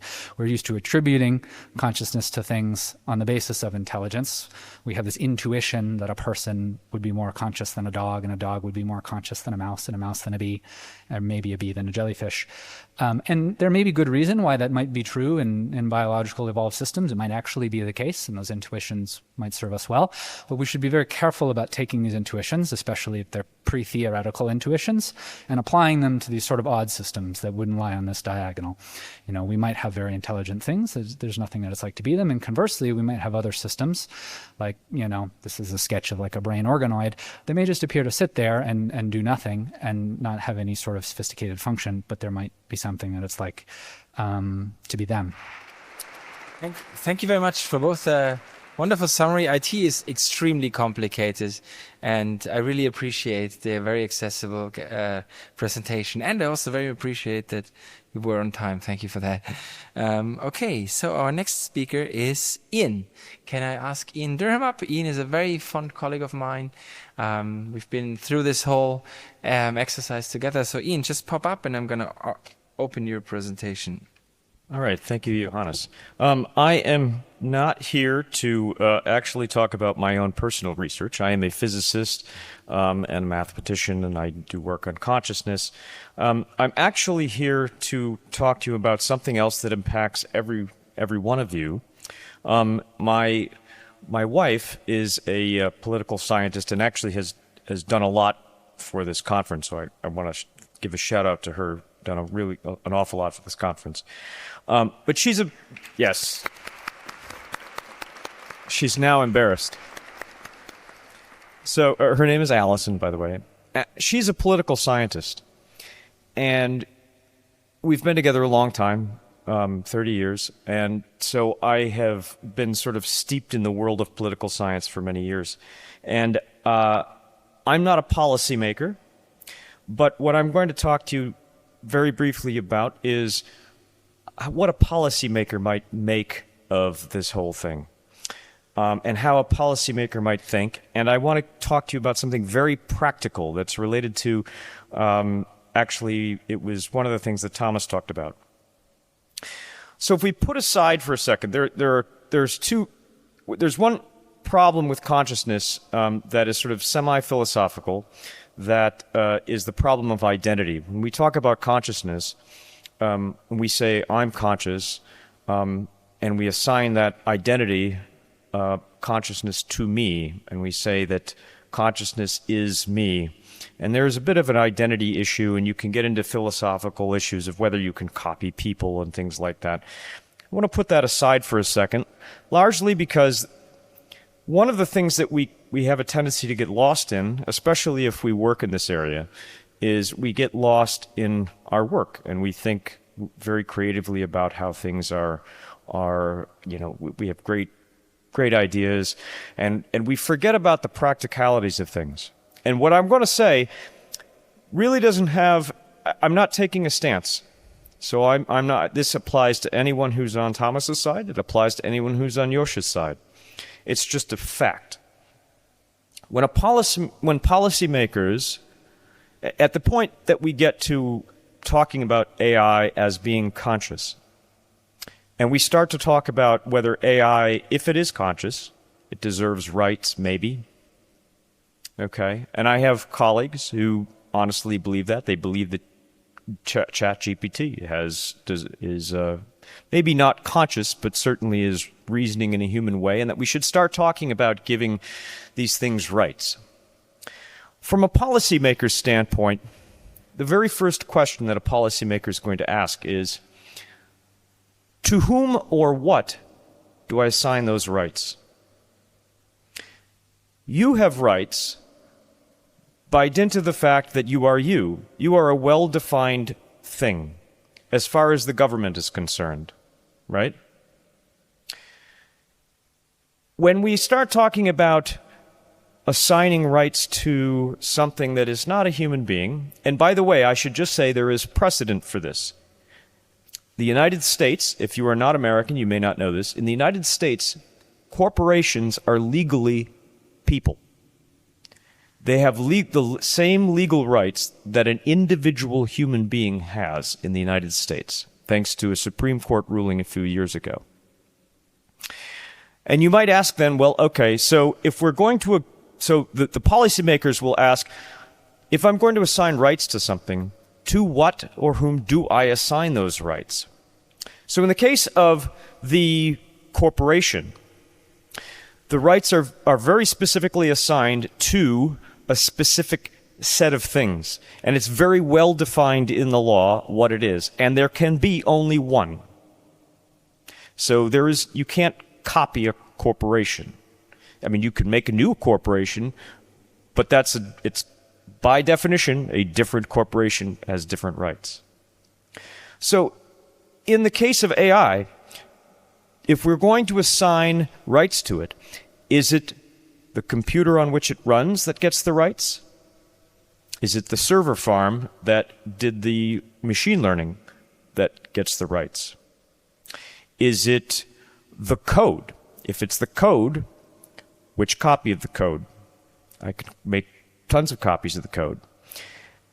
If it's the laptop on which it's running, is it only when the laptop is running it that the laptop has rights?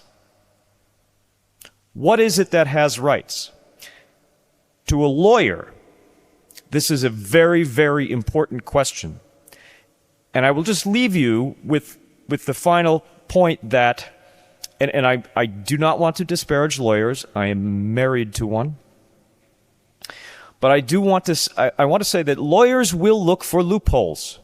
They take everything literally, and they will look for loopholes. And lawyers employed by the wrong people will look for loopholes that can be exploited. So whether you like it or not, it's a fact that this is a question that will have to be dealt with. Where are the rights? If we decide AI is conscious and therefore in need of some, deserving of some rights, you then have to decide what gets those rights. Where do those rights reside? Who or what is that thing? Thank you. Okay, so I'm going to talk about a theoretical computer science perspective on consciousness. So all of us in this field really want to understand consciousness, and maybe from Tom's perspective, we're really trying to grapple with it to know what we need to know. And so each of us comes a little bit from our own background, and Manuel Blum and I are theoretical computer scientists. So I'd like to tell you a little bit of how we view consciousness. Now let's see.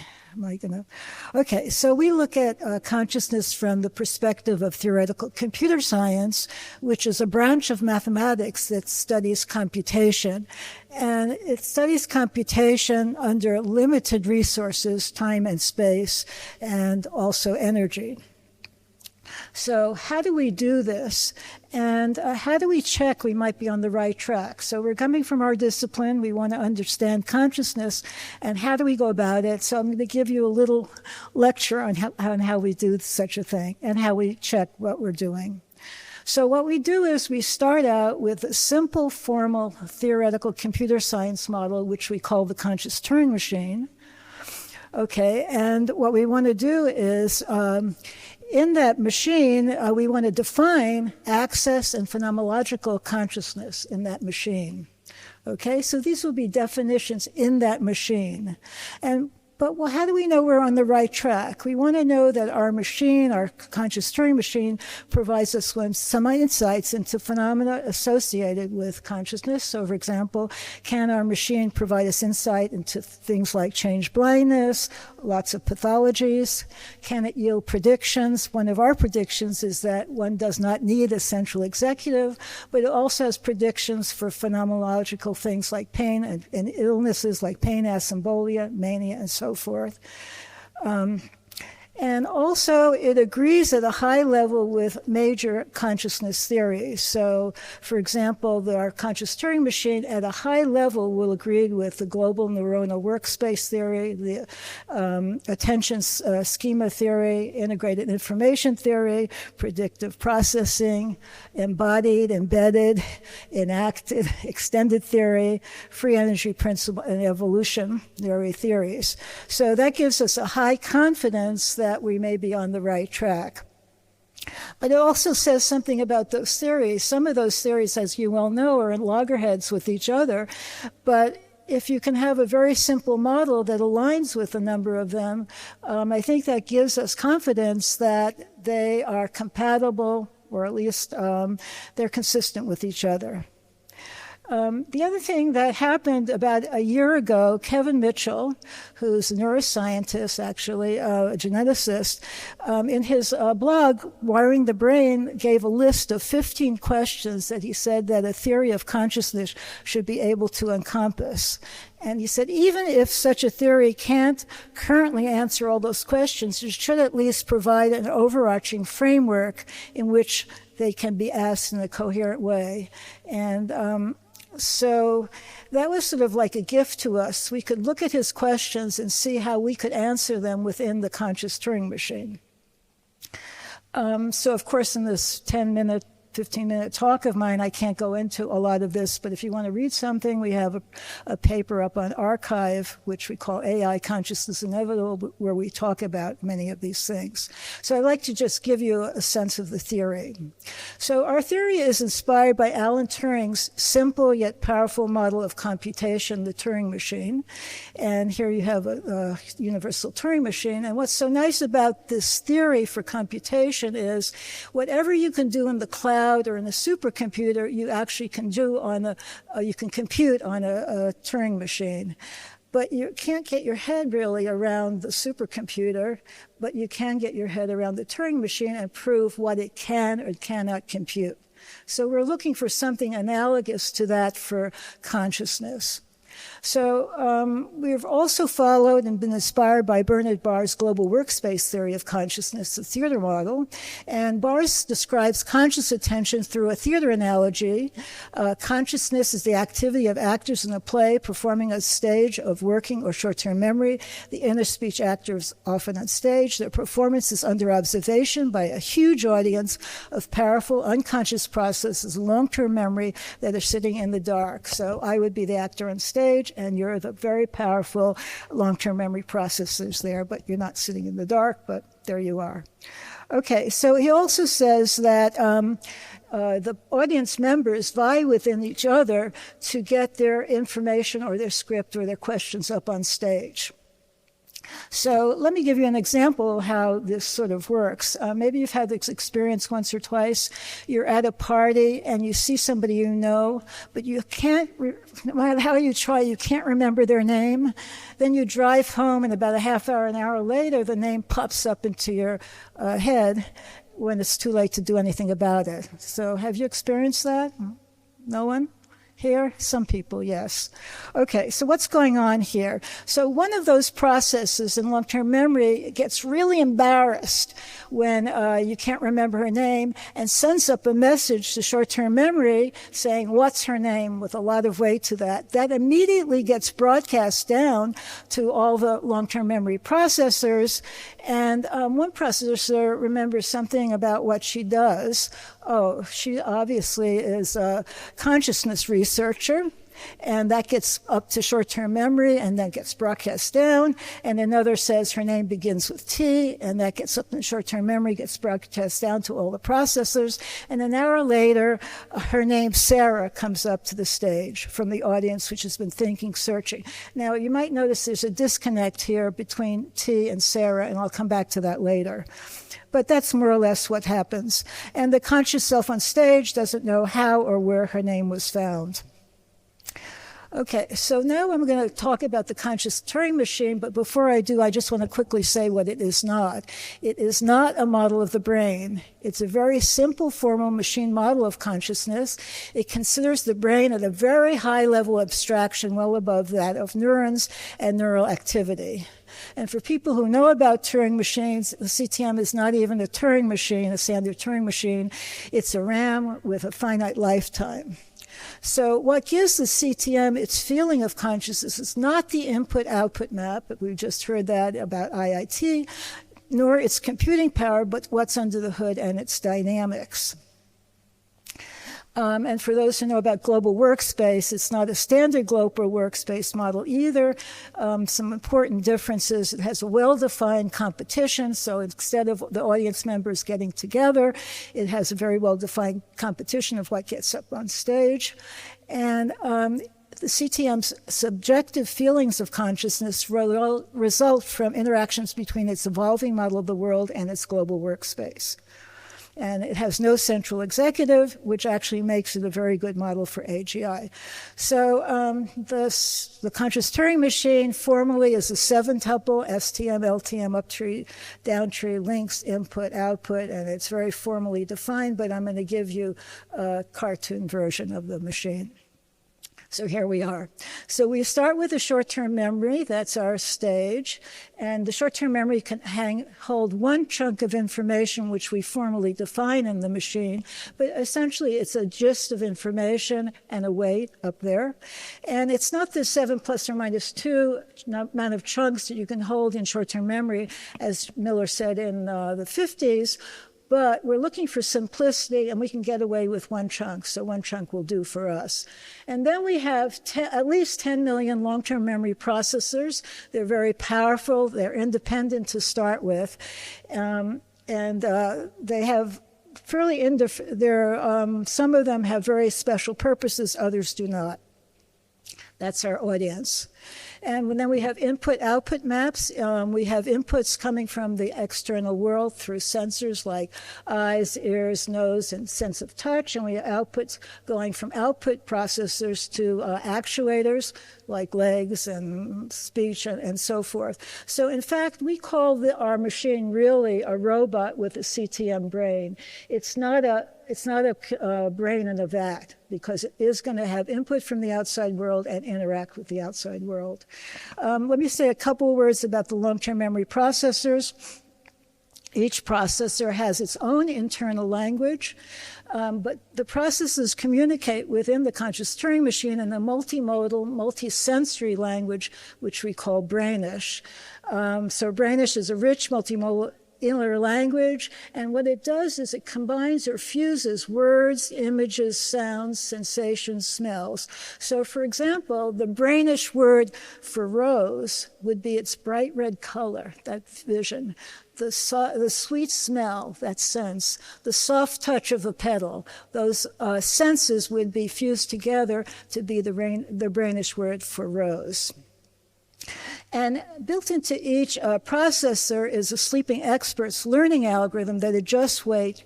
Processors give chunks based on feedback. So recall at the beginning, the one processor said her name started with T, and of course that was wrong because her name was Sarah.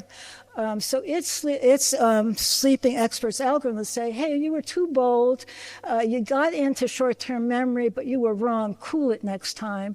And there probably was a processor that said her name started with S, but didn't give enough weight to that chunk, so it didn't get into short-term memory, and its sleeping experts learning algorithm would say, hey, you were too timid, how about the next time boosting your weights? So that's how internally learning happens. How do processors get their information on stage?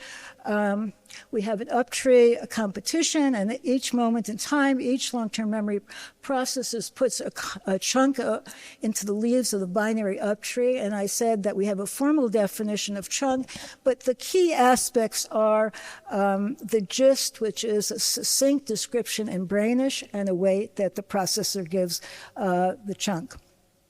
Chunks compete locally, and the local moves up one level. So it's a little bit like a tennis tournament, but it's fairer. In a tennis tournament, if anybody plays me in a tennis tournament, they're going to certainly win. So in a tennis tournament, what they do is they give rankings, and they match more or less equally ranked players together. And then the next time again, the next tournament, they have to move players around because someone got better. In our case, you don't want to move processes around in the brain, and you don't want to move processes around in a computer. So our competition has the very nice property that your chance of winning doesn't depend on your location in the tournament, but only how your weight compares with all the other 10 million processors chunks. So it's a really nice competition, and it's quick, and it replaces the need for a central executive and has many advantages for AGI. So here, the chunk that gets into short-term memory, it becomes what we call the conscious content. So we're giving formal definitions within our machine. It's the conscious content at time t that gets in there, and there's a down tree which immediately will broadcast. It's a broadcasting system that will broadcast the chunk to all the long-term memory processors. So now we can formally define within our system a definition of conscious attention. So in this system, we define conscious attention in the conscious Turing machine to be the reception by all long-term memory processors of the broadcast of CTM's conscious content. And a little bit like Libet, what's happening if each time the clock tick is like 10 milliseconds, it will take by we've calculated something like 300 milliseconds to get up to short-term memory. So in other words, that decisions are made about 300 milliseconds before this entity pays conscious attention to it. We have some predictive dynamics going on, which one can already see, cycles of prediction, feedback, and learning. So when the processor puts its what's her name, like her name is Sarah, into the competition, or T into the competition, it will get feedback from the broadcast that it was wrong, or it'll get feedback from the outside world. And then there's some learning going on. So these cycles, this is a global kind of predictive dynamics, but each of the processors has their own predictive dynamic. When one processor finds out that another processor has kindred information or information it likes. So the processor that said, what's her name, found out another processor said her name was Sarah, which was correct, will form links between the processors. One doesn't want to start out with links because there are too many links to happen. But as things go by, it's sort of like a Hebbian principle, processors that have common interests linked together. And what links do is they change conscious communication, which is slower, to unconscious communication. So when you first learn to ride a bike, you're doing everything consciously, but when you finally sort of learn, you're doing everything unconsciously. They're going through links, except, of course, if there's a truck coming at you, then you have to go back into conscious communication. Alison Gupnik, who is a child psychologist, often says that babies are more conscious than adults.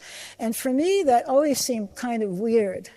But in terms of conscious attention, it's true that baby CTMs are more conscious than adult CTMs because the links haven't formed. So all the communication has to go through short-term memory. They're paying conscious attention all the time. It might not be coordinated, but they're paying conscious attention all the time. But attention is not all you need, and I need 1-2 minutes to explain why. Okay, so attention is not all you need. So why would a robot with a CTM feel conscious? So right now we have the notion sort of access consciousness, but how do we get the phenomenological notion coming in here? And so what's really important is the ability to create and utilize world models is key to the CTM's feeling of consciousness. It's subjective consciousness. And the model of world processor is linked to and interacts with many processors and forms models of the world. So the model of world processor maintains models of the world and of the CTM in the world. The processor serves many purposes. It figures in exploration and planning. It's how the CTM understands itself and its place in the world. It labels elements in its various models of the world with multimodal brainish gist, including labeling actuators as self when it consistently detects them carrying out its request. And what I like to do is, you can see this little baby here who's discovering his left leg there from the power of thought. He's just sort of moving his left leg, and then in his model of the world, he will soon see that the left leg is part of self. Now he's trying to look at his right leg, doesn't quite work yet, so his right leg isn't labeled. In the model of the world, when the model of the world processor sees, smells, and touches a rose via its input sensors, it creates a sketch of the rose in the model of the world and labels it in brainish, red color, sweet smell, soft touch. And those are all senses that are fused together. And these labels are the CTM's qualia. And in this way, the brainish language, and the model of world co-evolve. So the model of world starts out of just like a blob for the infant CTM and starts with its experience, its life's experience, to evolve and brainish as well. And when the model of the world processes this text, the CTM paying conscious attention to the brainish labeled sketches of the road, it labels CTM consciously aware. And this is our second definition in the model. Conscious awareness is attention of brainish labeled model of the world sketches, and this will be in the model our phenomenal consciousness. Now, to make some sense of this, think of your dreams. Okay, in your dreams, you're cut off from the world, basically. Your eyes are closed. Probably it's a dark room. Probably it's a quiet room. But do you see people in your dreams? Do you see colors in your dreams? Can you see, smell, touch a rose? Do you sometimes feel fear? So you're getting both the sensory things and also the emotional things of fear. How many people have had nightmares? Well, many children do, and probably many adults. But this is all being constructed up here, right up here. So that's where the model of world is. I think it coincides with some of what Joscha Bach has been talking about. Another way to see this is consequences of mislabeling. Cotard syndrome is when people think that they're dead, and in their model of the world, they're labeled as dead. Body integrity identity disorder, some people think their leg isn't part of them, and they want to have it chopped off, but no doctor in the U.S. will do that. They'll go to Mexico, have their leg chopped off, and they come back. Even though they're disabled, they feel whole again. So that's when the leg is not self. The opposite is the phantom limb syndrome. Phantom limb syndrome is when somebody's arm is amputated, and still for a while they feel an itch in that arm. It's painful, and it's still labeled self in their model of the world. Delusional disorders like paranoia, people might see their best friend as a spy and their model of the world. So the model of the world is, in our sense, is playing this role of phenomenological consciousness. So I think I'm just going to stop there. There are many other ways we have considered, experiences we have considered: blind sight, intentional blindness, change blindness, dreams, pains, free will in the model. So the summary conclusion is the CTM is a simple formal machine model of consciousness that's clearly buildable, at a high level exhibits phenomena associated with human consciousness, aligns with and integrates many of the main theories of consciousness, answers Kevin Mitchell's 15 questions in the model, and our conclusion is that AI consciousness inevitable, and you can read about that in our paper on our... Thank you, Lenore. So... A big thank you to Lenore. I tell you what, it's very hard to chair people of Lenore's accomplishments. It is just very difficult to even work up the courage to try and cut them short. I tried. And Lenore, thank you for the input. For everyone who wants to hear more, we're going to have talk at the conference by Manuel, Lenore's co-author and husband, and by Lenore herself. Okay. It is my great pleasure to invite Wanja to the stage next. Wanja, are you still here? Wonderful. So we have two more speakers. We're running a little bit late, but I think both of these speakers are very much worth your time. So here's Wanja. And let's start. There you go. Thank you very much. So I want to explain to you why we need mathematics and philosophy to make progress on problems associated with artificial consciousness. And the basic idea is that we need philosophy to identify relevant problems, and we need mathematics to facilitate finding solutions to these problems. And a relevant question in this context is, which AI systems could be conscious? Could large language models be conscious? The philosopher Dave Chalmers published a nice article on this last year in the Boston Review. There was, in the same month, a report on AI and consciousness by a group of philosophers, neuroscientists, and AI researchers. And this report received a lot of attention. The journal Nature wrote, "If AI becomes conscious, here's how researchers will know." And that's probably a slightly exaggerated statement, because as the authors point out in the report, they actually make very strong assumptions from which they derive their results. So they explicitly say, we adopt computational functionalism, the thesis that performing computations of the right kind is necessary and sufficient for consciousness. Unlike rival views, it entails that consciousness in AI is possible in principle. So one could object that they're assuming that which one would like to show or have an answer to, namely the question whether AI could be conscious in principle.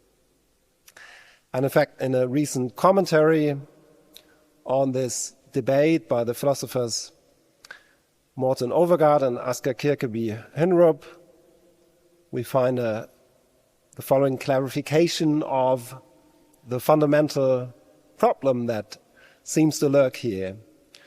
And that's that it seems that there are two fundamental positions regarding the possibility of AI consciousness.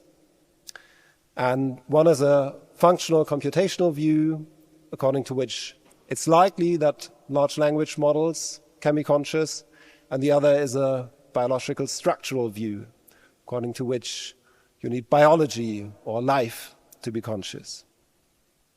And the problem with this is that, according to these philosophers, the debate is stuck.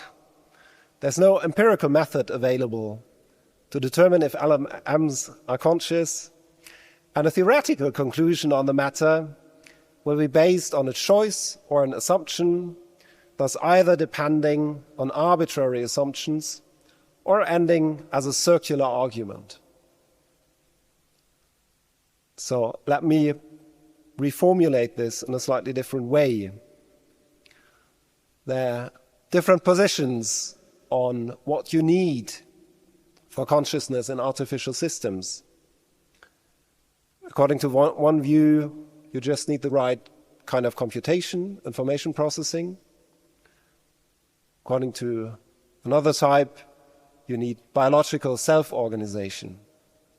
Or in other words, according to one view, having the right abilities or the right software suffices for being conscious. According to other views, the right abilities must be physically implemented in the right way, or you need the right hardware. And of course, now one can ask, what is it about biological self-organization that might be relevant to consciousness? And how can we find that out? And this is why mathematics can be useful, because this can allow you to formally analyze what biological self-organization is.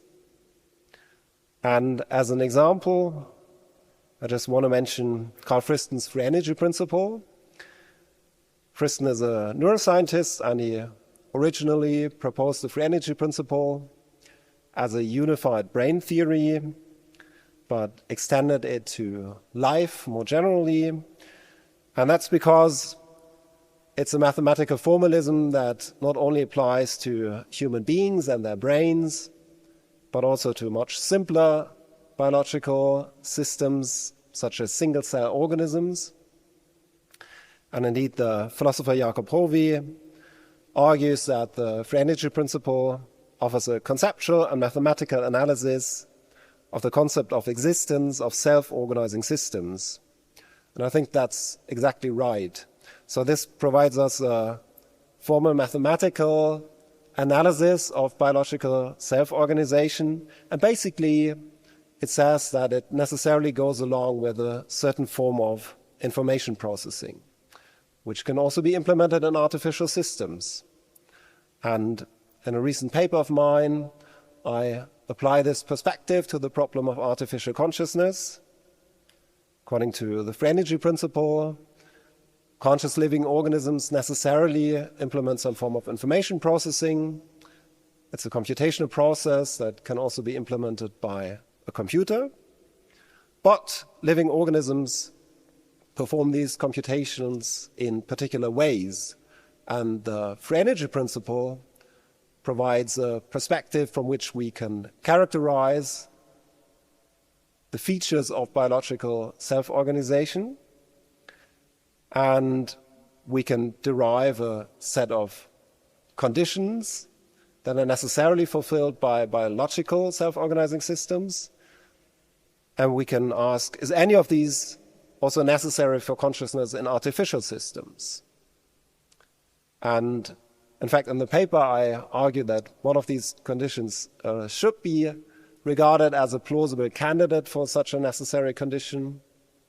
But that's not the point I want to make here. But the point is that a mathematical formalism like the free energy principle allows us to analyze what it is about biological self-organization that might matter for consciousness. And it does that in a way that can be applied to artificial systems as well.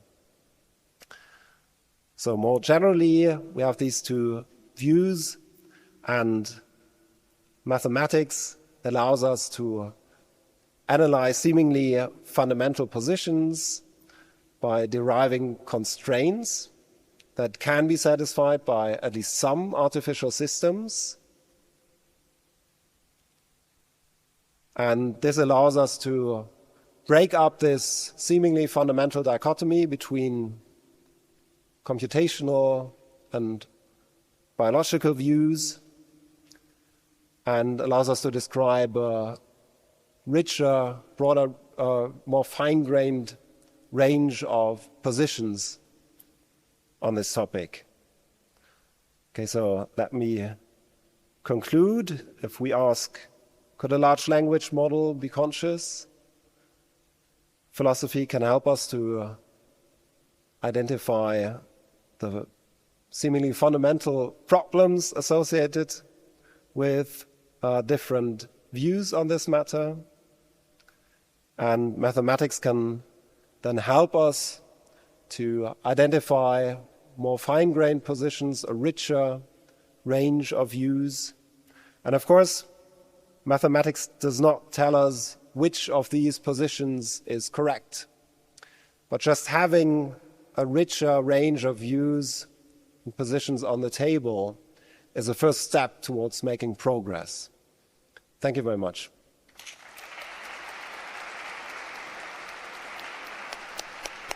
Thank you very much, Wanja, for sharing this. Super interesting. So it is my great pleasure to finally introduce our last speaker for tonight, Jonathan Mason, who's joining us from the Oxford Mathematics of Consciousness and Application Network, and is also the vice chair of the Association of Mathematical Consciousness Science. So Jonathan, where are your slides? JM, wonderful, there we go. They're here already, and here we just need to pop into the right window. Take it away, please. Okay, so hello there, everybody. So, yeah, you can see my talk title here, which is Consciousness of Artificial Intelligence, Who Decides? And basically my talk presents the work of the Association for Mathematical Consciousness Science, the work of the president and the board, in basically doing two things. One is raising the consciousness issue with policymakers and people working on AI governance, and also, importantly, explaining that consciousness science itself needs to be included in these decision-making processes about governing AI. So basically, what's the current situation? What's the problem with the current situation? Well, basically, at the moment, the AI consciousness issue really is pretty much ignored. by governing bodies. And we heard Thomas Metzinger's talk a moment ago about his experiences with the EU and how difficult it was to make progress. And this is difficult because obviously it means that there's a lack of preparedness for what may be coming in the future, and society needs to be ready. Of course, you know, the consciousness science, like any science, it needs to be funded to make progress and to accelerate in progress. And also, of course, the big tech companies, currently there's, you know, because the issue is not really taken into account at all, they're not really being asked to disclose anything about the views of their employees or what they are doing with the training their AI systems with respect to responses about consciousness. But following on from Wanja's talk, actually consciousness science can provide a great help in this area. So, you know, what is it that we are all hoping to do? We are hoping to, in the future, to get closer to a best possible model of consciousness. And once there is, you know, through good implementation of the scientific method, that will then command convergence towards the right models. And once we have this, of course, well, then we can use this to understand where the boundaries are between conscious and unconscious systems. We can help to give inference about whether any particular AI system may be conscious or not, and help with the governance issue also. So what do we actually do then? So you remember this Stop Giant AI experiment open letter that came out, I think it was beginning of 2023. And that kind of stirred everything up, woke everybody up to the need for additional governance in this area. And so the AI board and president, we quickly realized, oh, you know, the consciousness issue in AI needs to be a part of this discussion. So we went ahead and we had an open letter of our own, which you can see here on the left-hand side. And we got many fantastic signatures here, including, you know, Turing Award winners and people from all around the world, from wonderful institutions, including Fellows of the Royal Society, etc. And this did pretty good. So basically, it got picked up by the media in the UK, it got on the BBC, it got on Fox News in the States, it got on into Forbes magazine, but it didn't really have any effect in terms of what we were actually trying to achieve, which was to really kind of raise the issue and put it on the agenda for governance. Then we got a tip-off. This was probably August 2003, or September it says on my slide, from somebody working in the UN. And they told us that the UN was putting together a high-level advisory body for AI, and they were just going to start a process on creating a document about AI governance. Unfortunately, we didn't hear about this in the time early enough to get consciousness scientists on that body, so we missed that opportunity. But as a UN process, it was very open, and so they had a call for papers, and we had this paper accepted by this UN body as foundational evidence, which was great.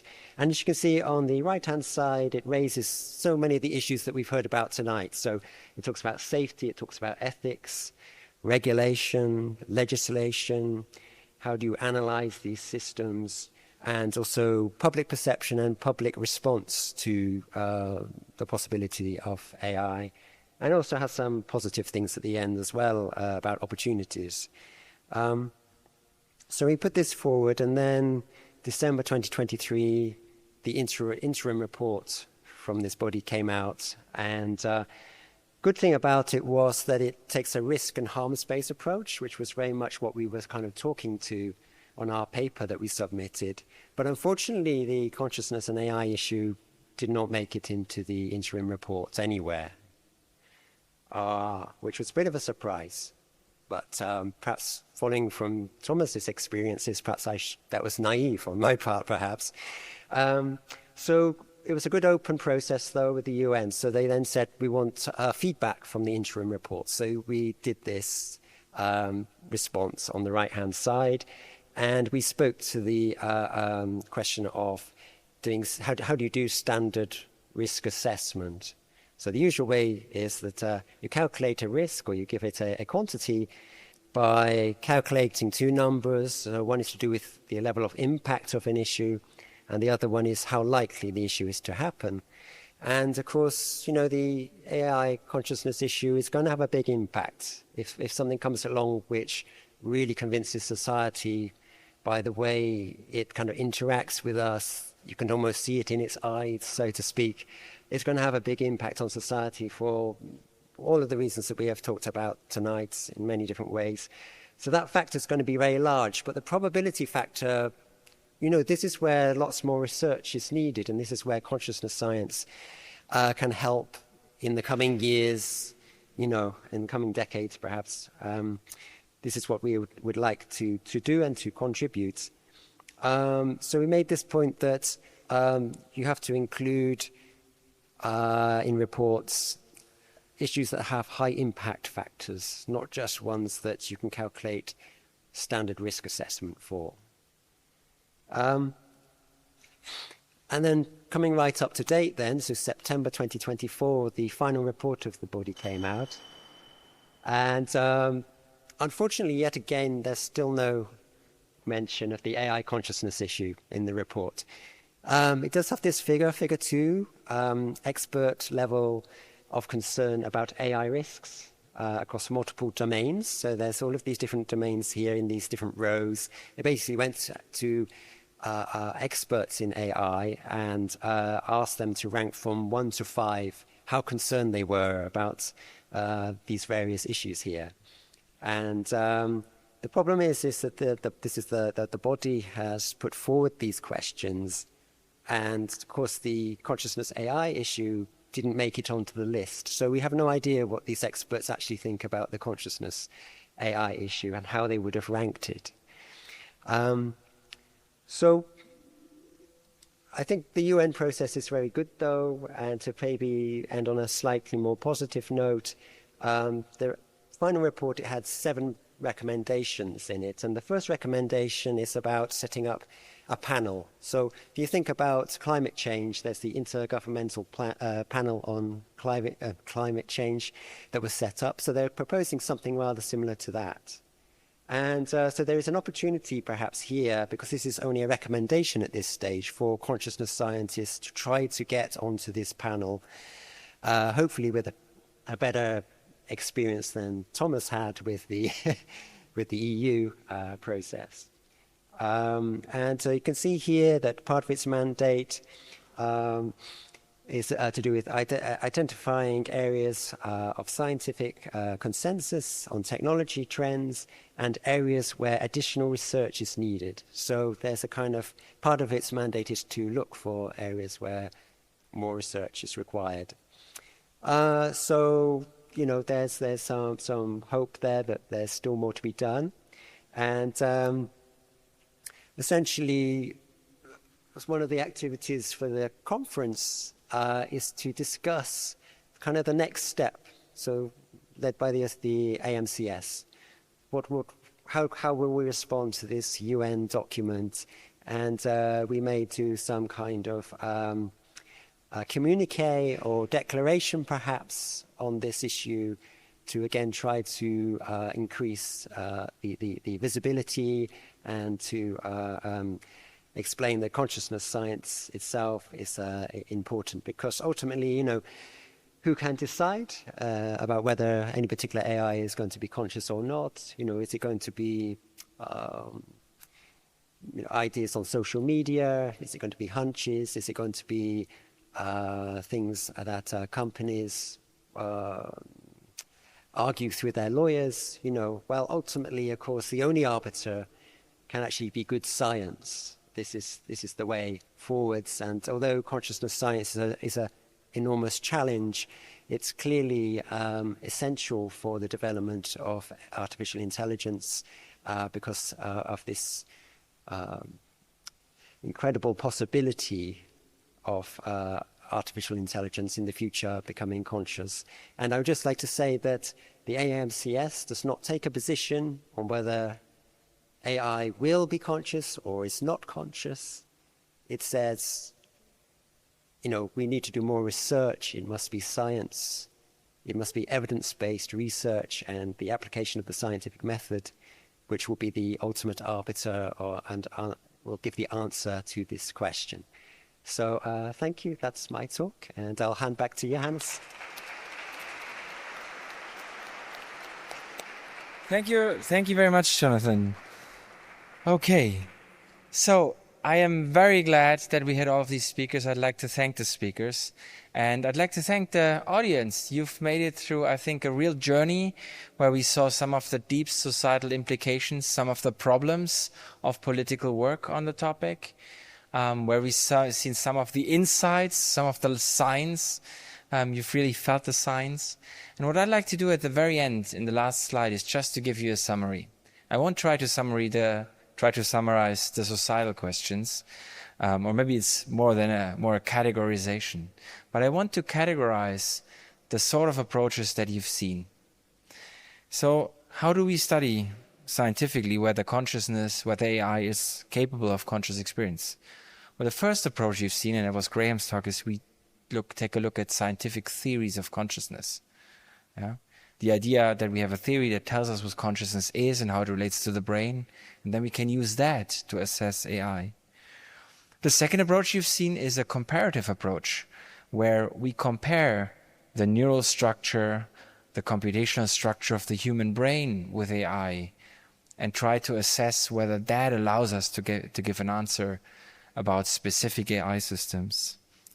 Third one, which we haven't seen in detail, but I'd like to mention it, are measures of consciousness, or so-called C-tests. These are empirical procedures. Think about brain scans sort of situation that you can apply to systems, and there are ways, albeit very initial ways, to think about how we can apply them to AI systems. Then we've seen constructive approaches, and I'd like to recommend Lenore's approach. Specifically, sorry for cutting you off again, Lenore. It makes my heart bleed. So where we really try to construct AI systems, either actually build them, Aïda is working on that, or construct formal models in the sense of computer science that allow us to engage with that question in the very same way in which we engage with questions of computation. And there's a fifth way, I think, that hasn't been mentioned, and my plan was originally to give a 10-minute input on that, but I'm going to have to scrap that. I'll just tell you what it is. Those are no-go theorems. So no-go theorems are an important part of the methodology in physics. They allow us to establish a conclusion about a specific subject matter based on formal premises and a formal proof. And that is another piece of work that AMCS is carrying out, and also my own research. And in this case, you can actually learn something about AI consciousness. And I won't tell you much other than a little teaser. So for example, you might know the difference between analog computation, being something like this device, which the ancient Greeks already had, to predict the arbitrary motion of the planets. And you might know about digital computation, which is the very thing that your phone is doing right now. And they're very strong indicators, and you can actually prove certain results given certain premises that consciousness must be a completely different type of computation, something that's called model computation. And it's basically just in a word, in one sentence, there's no way you're going to understand what I mean even in this short time. It's the notion of model-free computation, where you don't have a model that guarantees that a system does what it does. Well, I'll skip all over this. There's a couple of connections here which I will not be able to mention at all, also related to evolution. I do admit that I didn't have the time to make this talk anyway, so I thought I'd just mention maybe 5-10 minutes, but I'll cut it down to this 1 minute. Anyway, so well, thanks for the laugh at the end. So this is the evening talk.